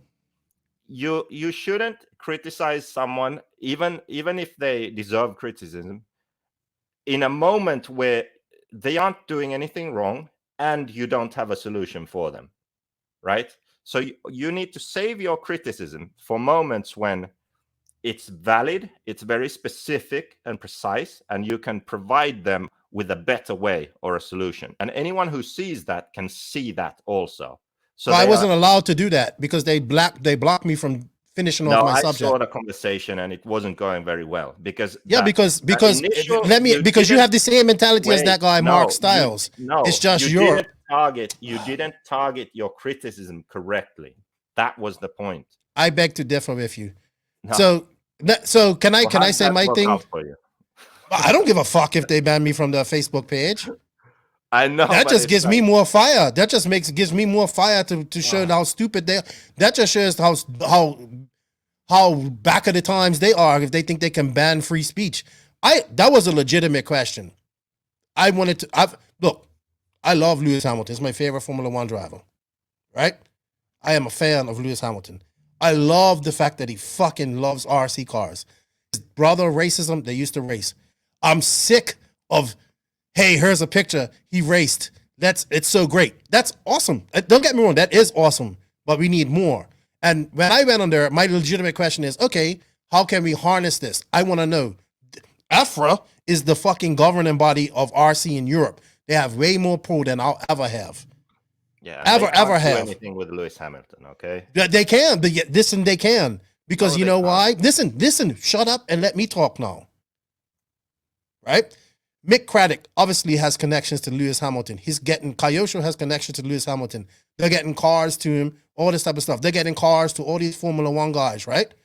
They're getting cars. We literally have seen these companies get cars in their hands. Fucking but Kyosho shut if up. anything happens, it's very unlikely. Just shut the fuck up and let me finish. I let you finish. Let me finish. All right? They're getting these vehicles into these drivers' hands, right? To go play around in the paddock. Yeah, it's great. It's fun. It's great for Kyosho. It's really great for Kyosho. Why doesn't AFRA, as the governing body of RC, reach out to Mick Craddock and say, hey, Mick, we're thinking now if they wouldn't have banned, because if they listened to the podcast, which they probably did, they would listen to the solutions that we had. I brought up for that. Here's something I would like to see. Why not have a celebrity race, Joseph? You know how they have a celebrity race, like where they drive these, they had it in America where they had different celebrities, movie stars. They want to try, they like racing.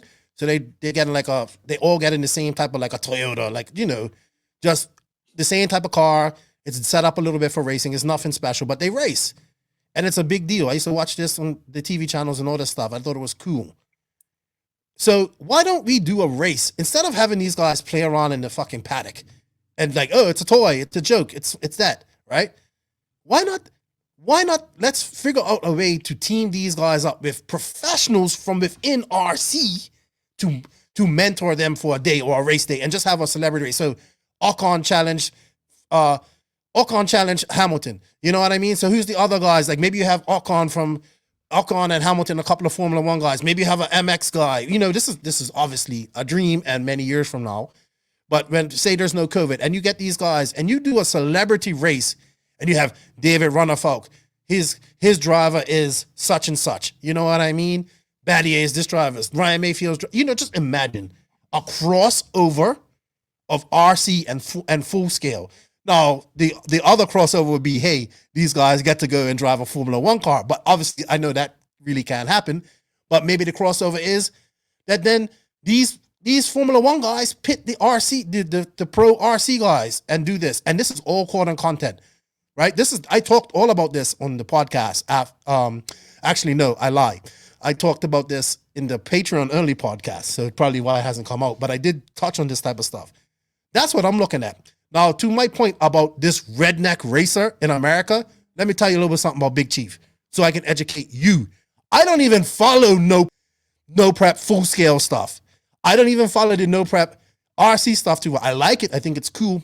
I like the drag racing part. I think it's cool. It's something I didn't grow up with. I don't watch right now.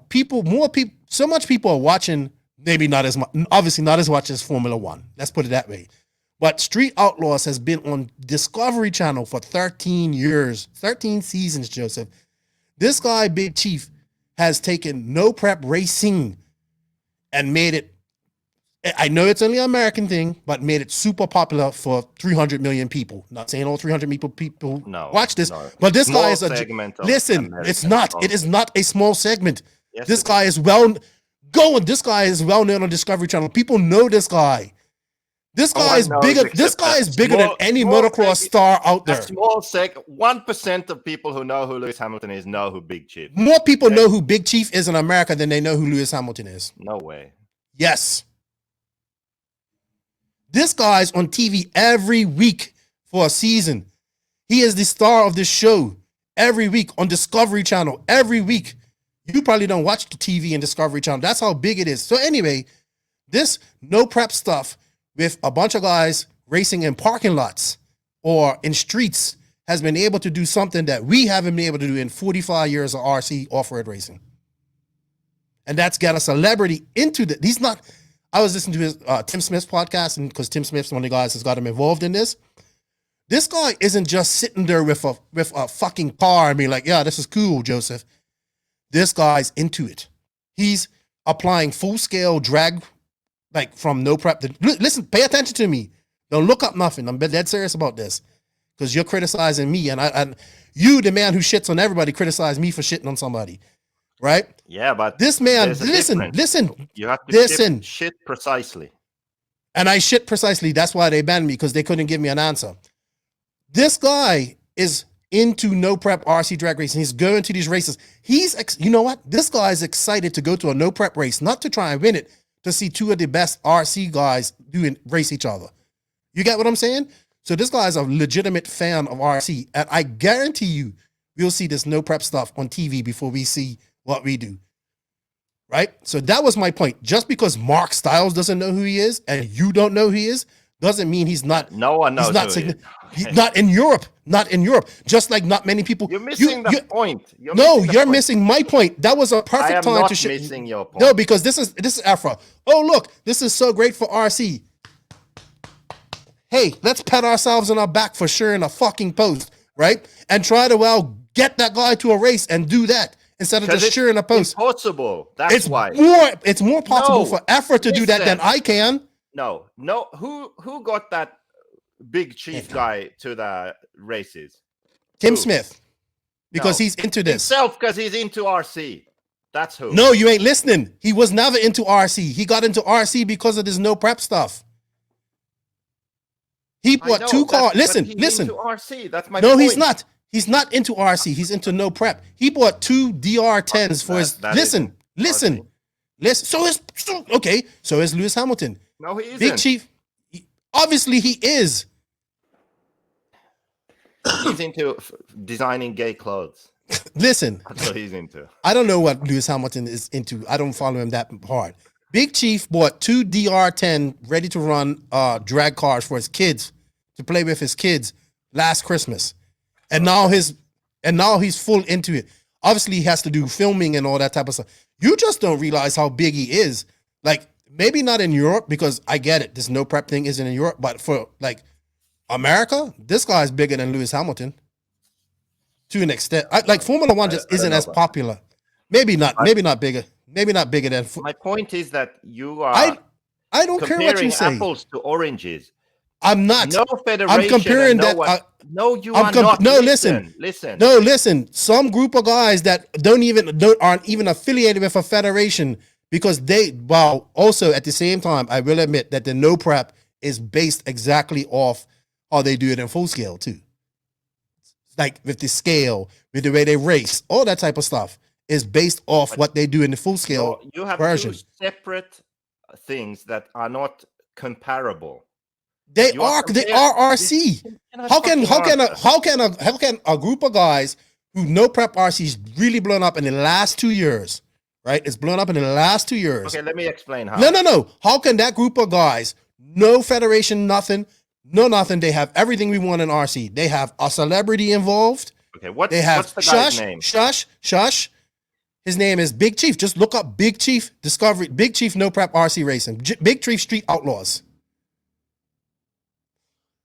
They have a celebrity, like a name brand celebrity I bet you more people know Big Chief than they know like Christian Craig and those guys. Justin Shearer. Yes, that's his name. Is his name Justin Shearer? Yes, his name. Sorry, excuse me, guys. I'm coughing a lot. His name is Justin Shearer. That's him. Can I go now? No, I don't. I think you're wrong for criticizing. You sound like the other guy that messaged me and said, "Oh, you'll catch more honey. You'll catch more flies with honey." Things that I've said to you all the time. My question was legitimate because I don't. What is Efra going to wait for? Are they going to wait till Lewis Hamilton is retired when they decide to approach him and do something like that? like they did with the logo. No, my criticism obviously hit them hard because they banned me from being on their Facebook page. You're just trying to stick out for Afro because you want to be buddy with them. I get it now. Throw Lefty under the bus. No. I totally disagree with you because you have criticized everybody. Every fucking, but you have criticized every fucking body. Point and a solution. No, and I had a point too, and my point was that through my criticisms. No, I thought through my criticism. Not valid to you because you don't know the Big Chief guy. Not valid to the guy Mark. No, not valid to the guy Mark Styles because he doesn't know Big Chief. I don't want to talk about it no more. I'm good. Come on. No. Go ahead. Go ahead. You need to listen. Okay. So this Big Chief guy, he's like 25 times smaller than Lewis Hamilton, apparently, on Instagram. Okay. Point being that they are of a very different level of celebrity status. That's number one. Okay. The bigger the celebrity, the harder they are to reach. That's just a fact of life. Okay. The smaller the band, the easier it is to know someone in the band or get backstage or whatever. The bigger the band, the less likely that is. The further away from them you are. You know, this is just a fact of life. That's number one. Number two, this. So let me ask you something. Wait. Would that stop you? Get my point across. Would that stop you? Get my point across, and then you respond. Okay. This Big Chief guy is just some random guy who does drag racing USA only. Okay, a celebrity within that community who happens to be interested in RC after he got introduced to drag racing RC. Okay. He also has probably one of the most popular shows in America at the moment too. That is already two things that lined up perfectly for this situation. So he isn't some mega celebrity globally, and he liked RC cars when he saw them. Okay. Two important things, right? Third thing, that happened, and it's not some federation with some program or some complicated thing or big no, it's just dumb luck. Okay. Yes, it really is. There's been no big effort to try to combine the two. No, it just happened. Okay? No, you don't understand, Joseph. You got to understand. Hold on. The basis of this class, of this racing, listen, this racing, the RC version of this racing is directly based off the television series that he started and he is a part of. Don't you get it? The rules, the no prep, even the length of where they race. The whole point of the no prep is to show up to a unnamed like surface, unnamed road, do that, get up and race. There's no limit on engines. You can race. So if you want an 8-turn, you want to race a 2-turn, there's all of that stuff. So this is based off of what came from Full Scale. Now, I'll give you that. That was different. Off-road isn't based off Formula One. Go anywhere. You're like your comparison is so. It's going somewhere right now. What are you talking about? Like, no, it's not. It's just because you don't think it's going anywhere because you don't pay attention doesn't mean anything. Only small thing. It's better than anything we got going in RC right now. Yeah, but you are comparing that to Lewis Hamilton. Don't you understand? You think right, but in their world, this guy's just as untouchable. No, he's not. But not only that, but it still matters. It still matters because this guy's a celebrity and is promoting RC. And these guys are utilizing that to go further. And where we are, here's a picture of Lewis Hamilton. Yay, I get it that Lewis Hamilton is harder to get in contact with. I get that. With your criticism. No, you're just looking at it like a team. That's all you are. Yes, you are. Here's some stupid little island boy. He doesn't know shit. Let's just ban him from the Facebook page. No. So just because a bunch of Americans race some drag racing cars in a parking lot, you can't then go to one of the biggest motorsport celebrities in the world, Lewis Hamilton, and say that EFRA is failing because they don't use Lewis I didn't Hamilton say they failed. I did not say they failed. But that was your criticism. Like, I asked, no. I literally asked them, how can we... was that EFRA should do more to involve people like Lewis Hamilton. Like, that was the criticism. Because they are the governing body. But that is not the moment to criticize them in that way. It's the exact moment. No, because they cannot do anything more with Lewis Hamilton. That's the point. Yeah, they can. They just ain't making the effort. Hamilton, would you let that stop you? The best. Okay. Yes, okay. I would. I would. No. This is a prime example. Hey, Keenan. Hey, Lefty. I need you to get a hold of Lewis Hamilton by all means necessary. That's what you'll say to me. And you know what I'll say to you? That's impossible. How am I supposed to get to it if Afra can't get to it? I don't want to hear that. Just do it. You wouldn't accept that. You wouldn't accept that. Look, I like Afra. Working with Lewis Hamilton already, then.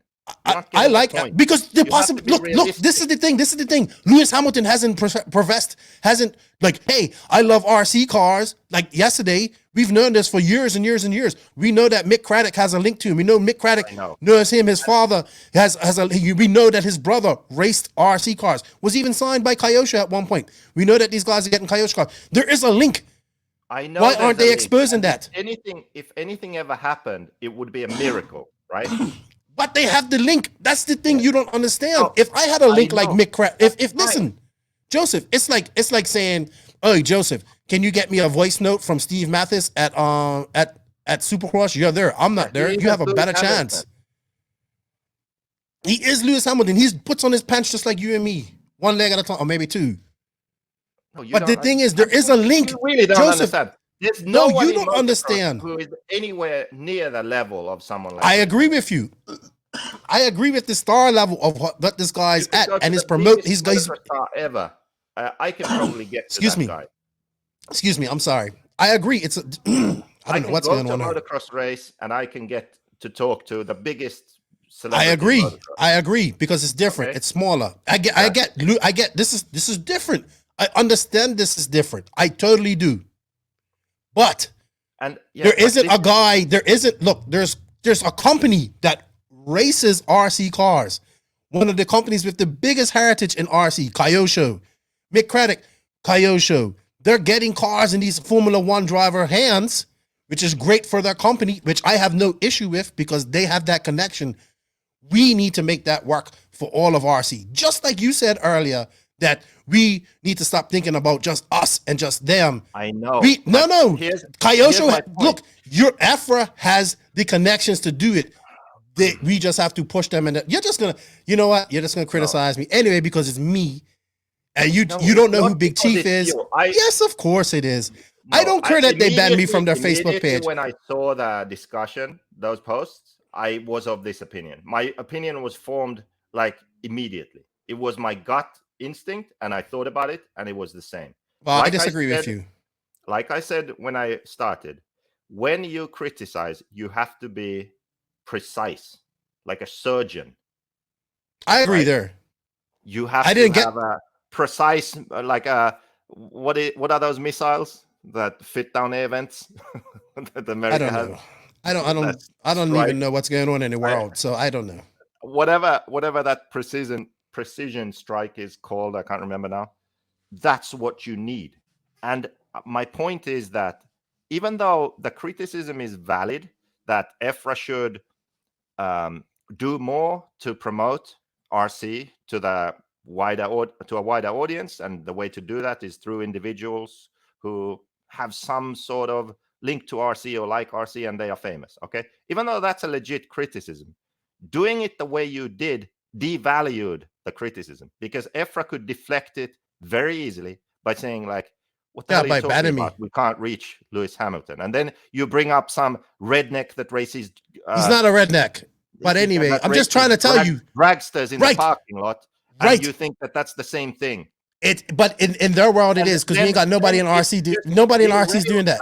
They've done more in 2 years in RC. They've done more in 2 years in RC than Offroad's done in the last 20.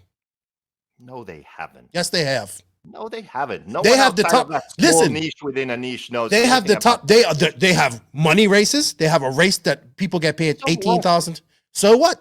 Tell me which RC race pays $18,000. Joey could have a fucking race that pays $50,000 if he. Well, where is it? Where is it? But he doesn't want to. Exactly. So what race is paying on $18,000? Drag races could do the exact same thing. Have a shitty race and keep all the money. But they don't because the point of the race is to pay in and the people get to pay out. And you think that's so awesome? I think could it's do the needed same in thing, it's off-road. just no one I think does it's it. needed in racing. I think we need to have some Doesn't mean- dollar the fact races. that I think they we need to gave have out money some races. money- The fact that they gave out some money doesn't mean that drag racing is huge. More and money massive. than more money. They gave out more money than any RC race I've seen. Why do you think they did that? So that people like you would think that Because that's playing how the around with rules are in the dragsters full scale would version. be a big thing. It's not. It's never going anywhere. It's going further than RC. It's going further than off road right now. So they have the. So okay. You are so wrong. So okay, they have the biggest celebrity in their genre of RC into RC. Okay, but the genre is Who do we fucking have? minimal. Who do we have? If we started a new RC thing, which was like Who do we have? What's comparable? Who to do that? we are? Tell me, we are 45 I years know, in her, I know, and I who know. do we have? Listen, J Who do we Concepts is into all that monster truck stuff. Okay, monster trucks get the grave digger over there. Oh wow, the biggest celebrity in monster trucks is at this RC monster truck event. Who gives a shit? It's not the same thing, is it? Right? You compare. Oh, sorry. I did it.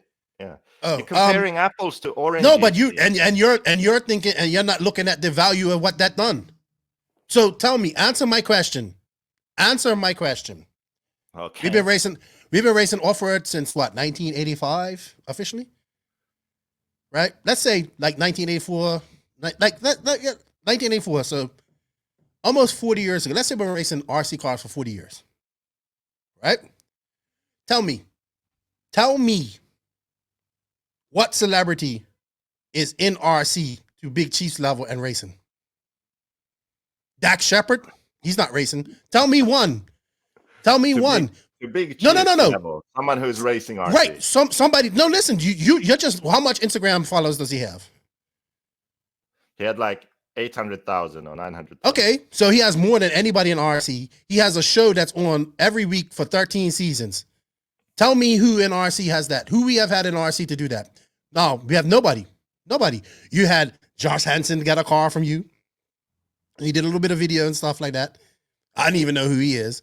You've had Eli Tomac have a car from you, right? We know Moogie likes to race RC cars, and we get excited when we see him at OCRC, right? But nothing's been done. I get it.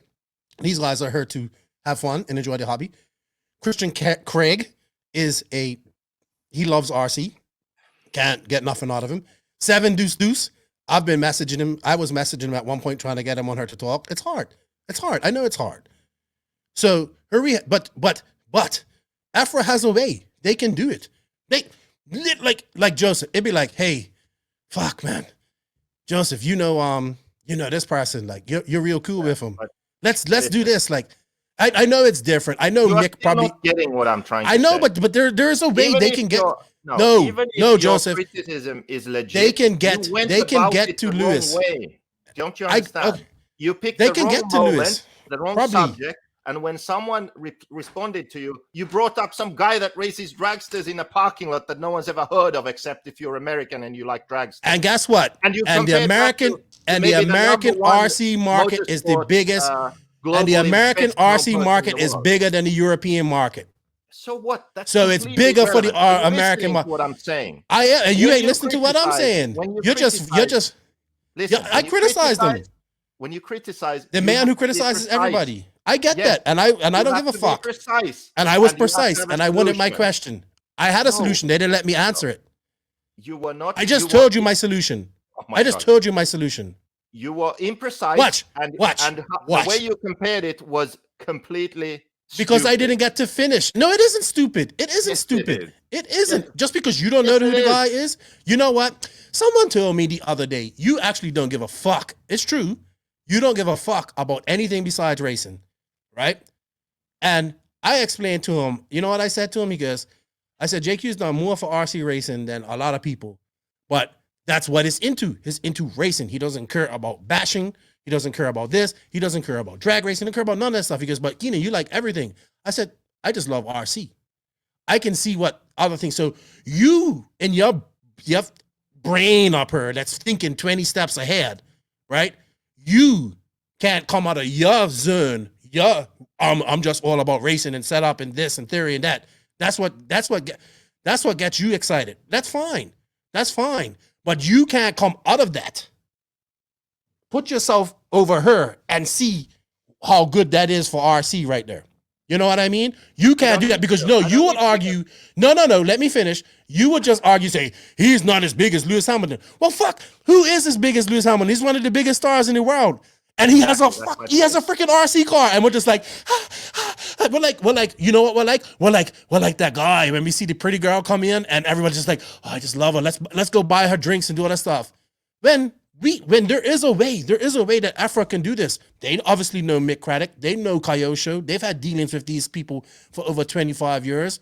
Why not say, hey, Mick, why don't we want to talk to some, we want to get some Formula One guys. We don't just want to have an interview with them. We want to take them to a race.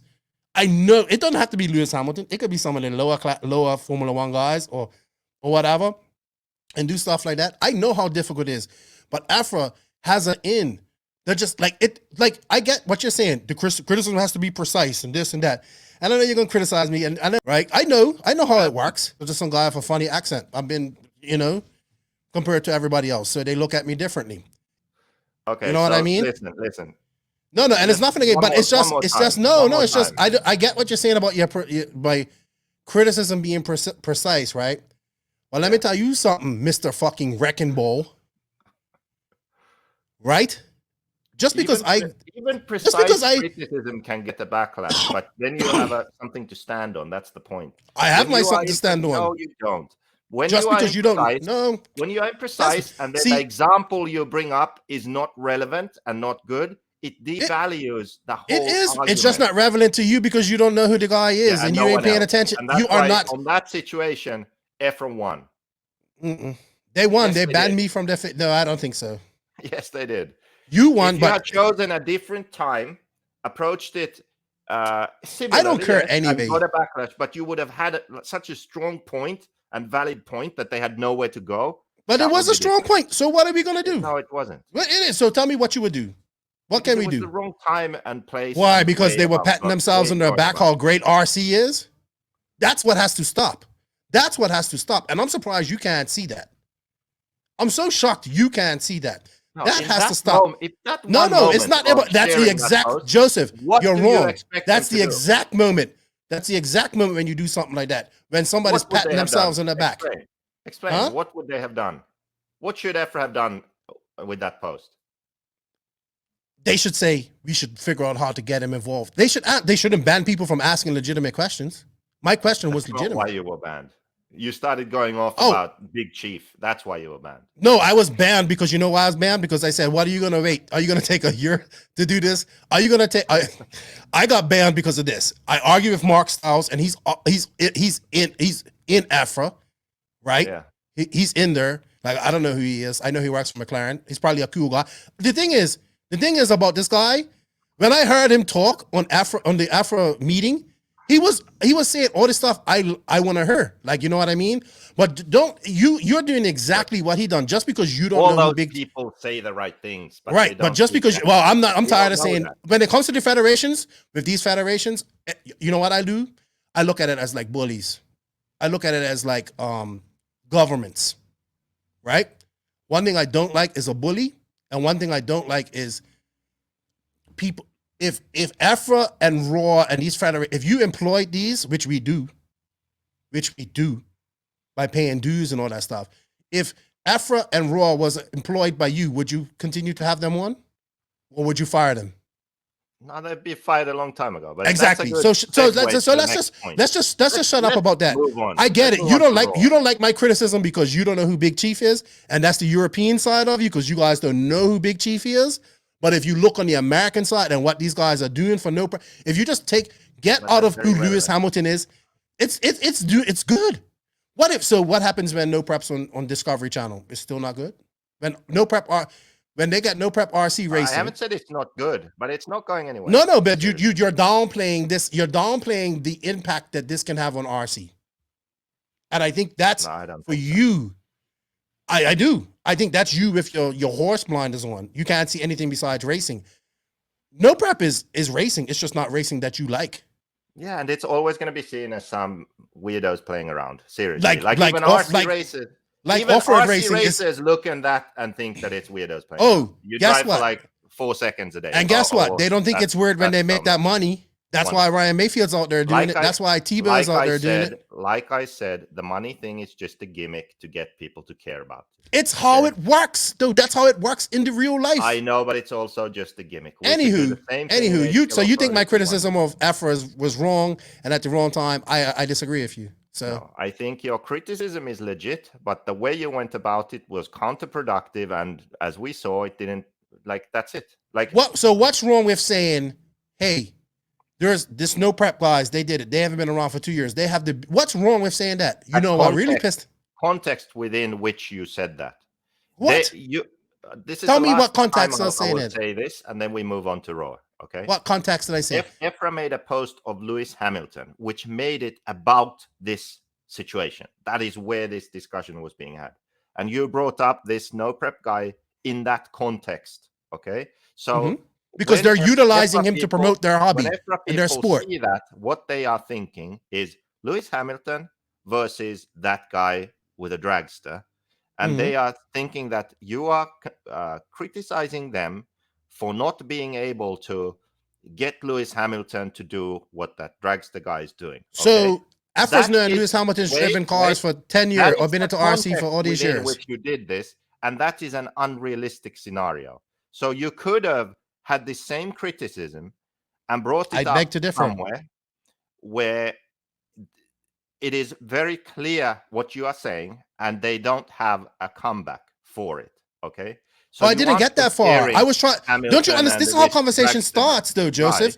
No, you just started it wrong in the wrong place. That's it. I started it no worse than you would have started a conversation like that. No. They had a very clear. They had a very simple and clear comeback to you, and that was it. It was all downhill from there. No, because my argument wasn't with Afro, it was with Mark Styles. He's the one who started about Big Chief. He's in Afro, but so is he? For example, I know he's from Afro. So but if you look on it, all right. So look, if you look on Afro, gave me some responses, and I said, all right, I look forward to seeing it. Then Mark Styles interjected, right? Yeah, Mark Styles. Anyway, you're not. You know what? I disagree with you on this. The videos I did, Death of RC. There are a lot of the same arguments are made in there, right? But no one can refute them. You know, it can't. Just because you don't know who Big Chief is does not. Exactly. Just because you don't know who Big Chief is and you don't give two shits about anything besides RC racing, yeah, but it's a dumb argument. Doesn't devalue what they're doing. Yeah, but it's not relevant to. Well, guess what? They have the biggest celebrity in their genre of RC involved in their RC and promoting it with other people. And what do we have? Just went to that J Concepts monster truck. And guess what? And that genre of RC is growing too, and that's why J Concepts putting money into that, because that's where the money is, and that's why racing. That's why racing is fucking dying, and because of attitudes like that, like just because it's Big Chief and it's not Lewis Hamilton, what's the difference? Yes, Big Chief isn't as big as Lewis Hamilton. I get that. I understand that. The difference. But guess what? Big Chief getting fucking no prep on Discovery Channel. And getting into that and being a part of that is much more than anything that's happened in off-road in the last 40 years. The difference is that in the main... No, you just can't get off your high horse because you think racing is this and that, and you can't accept any other form of RC. I'm realistic. The difference is that the main racing classes should get the equivalent of a Big Chief to promote RC, you know, but you can't have that conversation when the topic is Lewis Hamilton. Do you understand? Because then it's going to be personified on that, and that's not going to happen, you know, and then it's not, that discussion isn't going to go anywhere. But anyway, let's move on to Roar. Anyway, what do you guys think? And I love all my European races, by the way. I'm just saying, like, I've told you that over and over before. Like, I get that. Already. Yeah, let's move on because I just totally disagree with you. Raw. No, you're probably bad with me what I did with that too. So I don't care. You criticize everything I do anyway. So what it doesn't did you say about Raw? I just posted why they haven't posted any financials in 2016. Where are the tests? Good. Okay. All that type of stuff. So they didn't say anything wrong with that. No, but because it's your precious effort, I'm wrong. No, it's not because of that. I think you're wrong. And you know what, Joseph? You know what, man? These you know what these federations remind me of? These federations remind me of shitty bosses who treat their fucking people like shit. And no matter what they do, you're gonna be all right. And I hated that when I was working for somebody. So here we have these federations, right? I don't have any loyalty to these federations. I think there's good people. I think EFRA's doing the best job out of all these federations. I've said that over and over and over again. When they do good things, they do good things. I just don't think it's like, hey, here's Lewis Hamilton. He's got an RC car. Let's pat ourselves on the back. It's so great. It's great, but we need more. And how are we going to get more if we continue to pat ourselves on the back for little things like that?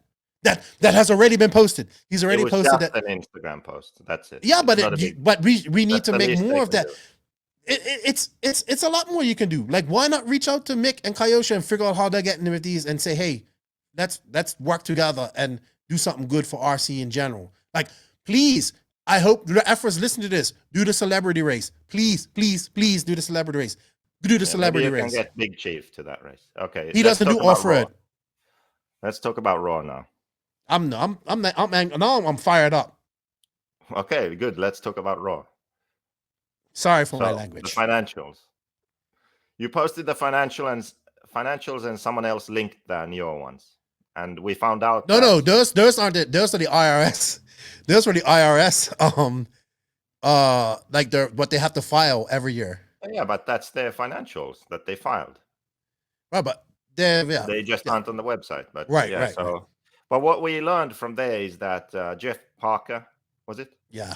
Oh my gosh. I actually didn't check all the years. I just checked the one. I haven't had time. I don't think that guy should be getting 1 cent from anybody. His expenses, so I guess his salary, compensation, travel money, whatever, was $87,000 that 1 year. Sending that guy to the Raw Nationals was a complete and total waste of time. Let's just think about this for a moment. $90,000 goes towards Jeff Parker. Yeah. For like promoting RC. Then like how much was it? 6,000 or 3,000? Like not that much was for actual promotion of RC. Right?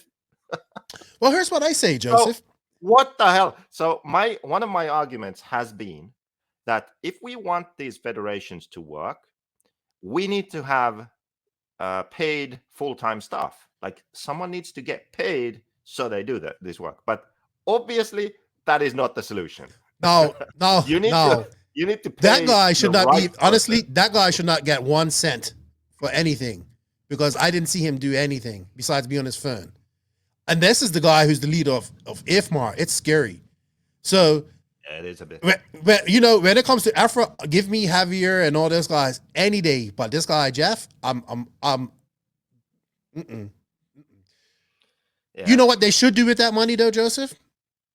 Make it $120,000 and pay a group of people part-time monthly to do the work. You know what I mean? So I would say if I had to, like for me, I want immediate dismissal of the committee and Raw. Like that's it. I don't trust any of them. They're a committee for life. Jeff Parker, Klein Hagen, them guys, they all gotta go. They gotta go. There's a few that can stay. But they gotta go. They gotta be replaced with new blood. And if I was Raw, I'd be like doing things like trying to. This is what I would do if I was Raw right now. I said this on the Patreon only part. This is what I would do. People ask me for solutions. Like another thing I'm gonna say. My job isn't solutions. My job is to bring light to different things. I can bring solutions. This is my thing that I said Raw should do. Let me see if you like the scenario, and then we'll stop. If I was Raw, this is what I would do. You know how we complain about Joey not having enough guys at DNC. He doesn't have referees. He doesn't have this. He doesn't have that. Because he doesn't want to pay. Yeah. Right. So Raw wants to get into good graces with racers and get people and show that they can work with other racers. This is what I would do. I would say, hey Joey, DNT. It's the biggest race. It's arguable it could be that race or whatever. Dave's race is one of the biggest races of the year. We want to send a team of 3 people or 4 to that race to 1, promote Raw, do like a membership drive, but also we want to work with you. You can utilize 2 of our guys as referees You know, you can utilize, like, we'll give you 3 guys to utilize, but we need to have 1 guy in a tent all the time. So they rotate. You know what I mean? Put those guys to work with their raw jerseys on that are too big for them, that they bought badly 10 years ago, right? Put those raw guys to work doing tech, doing refereeing, doing RDing. You know why? Because then the people will see, hey, Raw is trying to work with people. You know, they sent a team here. I like that. I want to sign up. Hey, you know what? You like the DNC? You like all that stuff? Well, we're offering 15% or $15 off your Raw membership. So you can become a Raw member at Joey's Race for the year for $20 or something like that. You know what I mean? So what in turn that leads to next year? Hey, Joey, we're going to do the same thing, but we want to push the Raw membership. Like, let's make this a Raw membership required race or something like that. I know that's big thinking. I know that's not going to happen. But it takes handing out that olive branch and doing something for free that benefits the racers and the racers so people can see that Raw is doing something. That's what I would do right off the bat. And then I would get people in these committees, in the committee that want to go forward on Onward and all these different genres. I know we're ranting about this, but anywho, I don't have all the answers for Raw. I don't have all the answers for EFRA. Maybe my criticism of EFRA wasn't the right time. Maybe it wasn't precise. Maybe it wasn't. I don't know, but it did its job. And that's to keep these people on their toes. Will we ever see Lewis Hamilton wheeling the RC car around the RC track? I hope so. One day it'll be awesome to see him racing all these other guys. That's something maybe we can work towards. I don't want to work against these like, and then just shutting me down. That just shows that you don't want free speech. You just want to shut down people that don't agree with you and ask those hard questions. That's what it shows to me. They don't want independent media. They don't want nobody asking those hard questions or questions that they feel goes against what they want. But as a federation, they should. Anywho, what else you going to criticize me about? So you criticize me about my criticism. One thing about you, nothing is ever right for you. Just when things are wrong, I call. No, but I don't see. The thing is, Joseph, I think with you have to understand that there's more to RC than just off-road racing. I never said that. Yes, you do. You always say, I don't care about anything besides racing.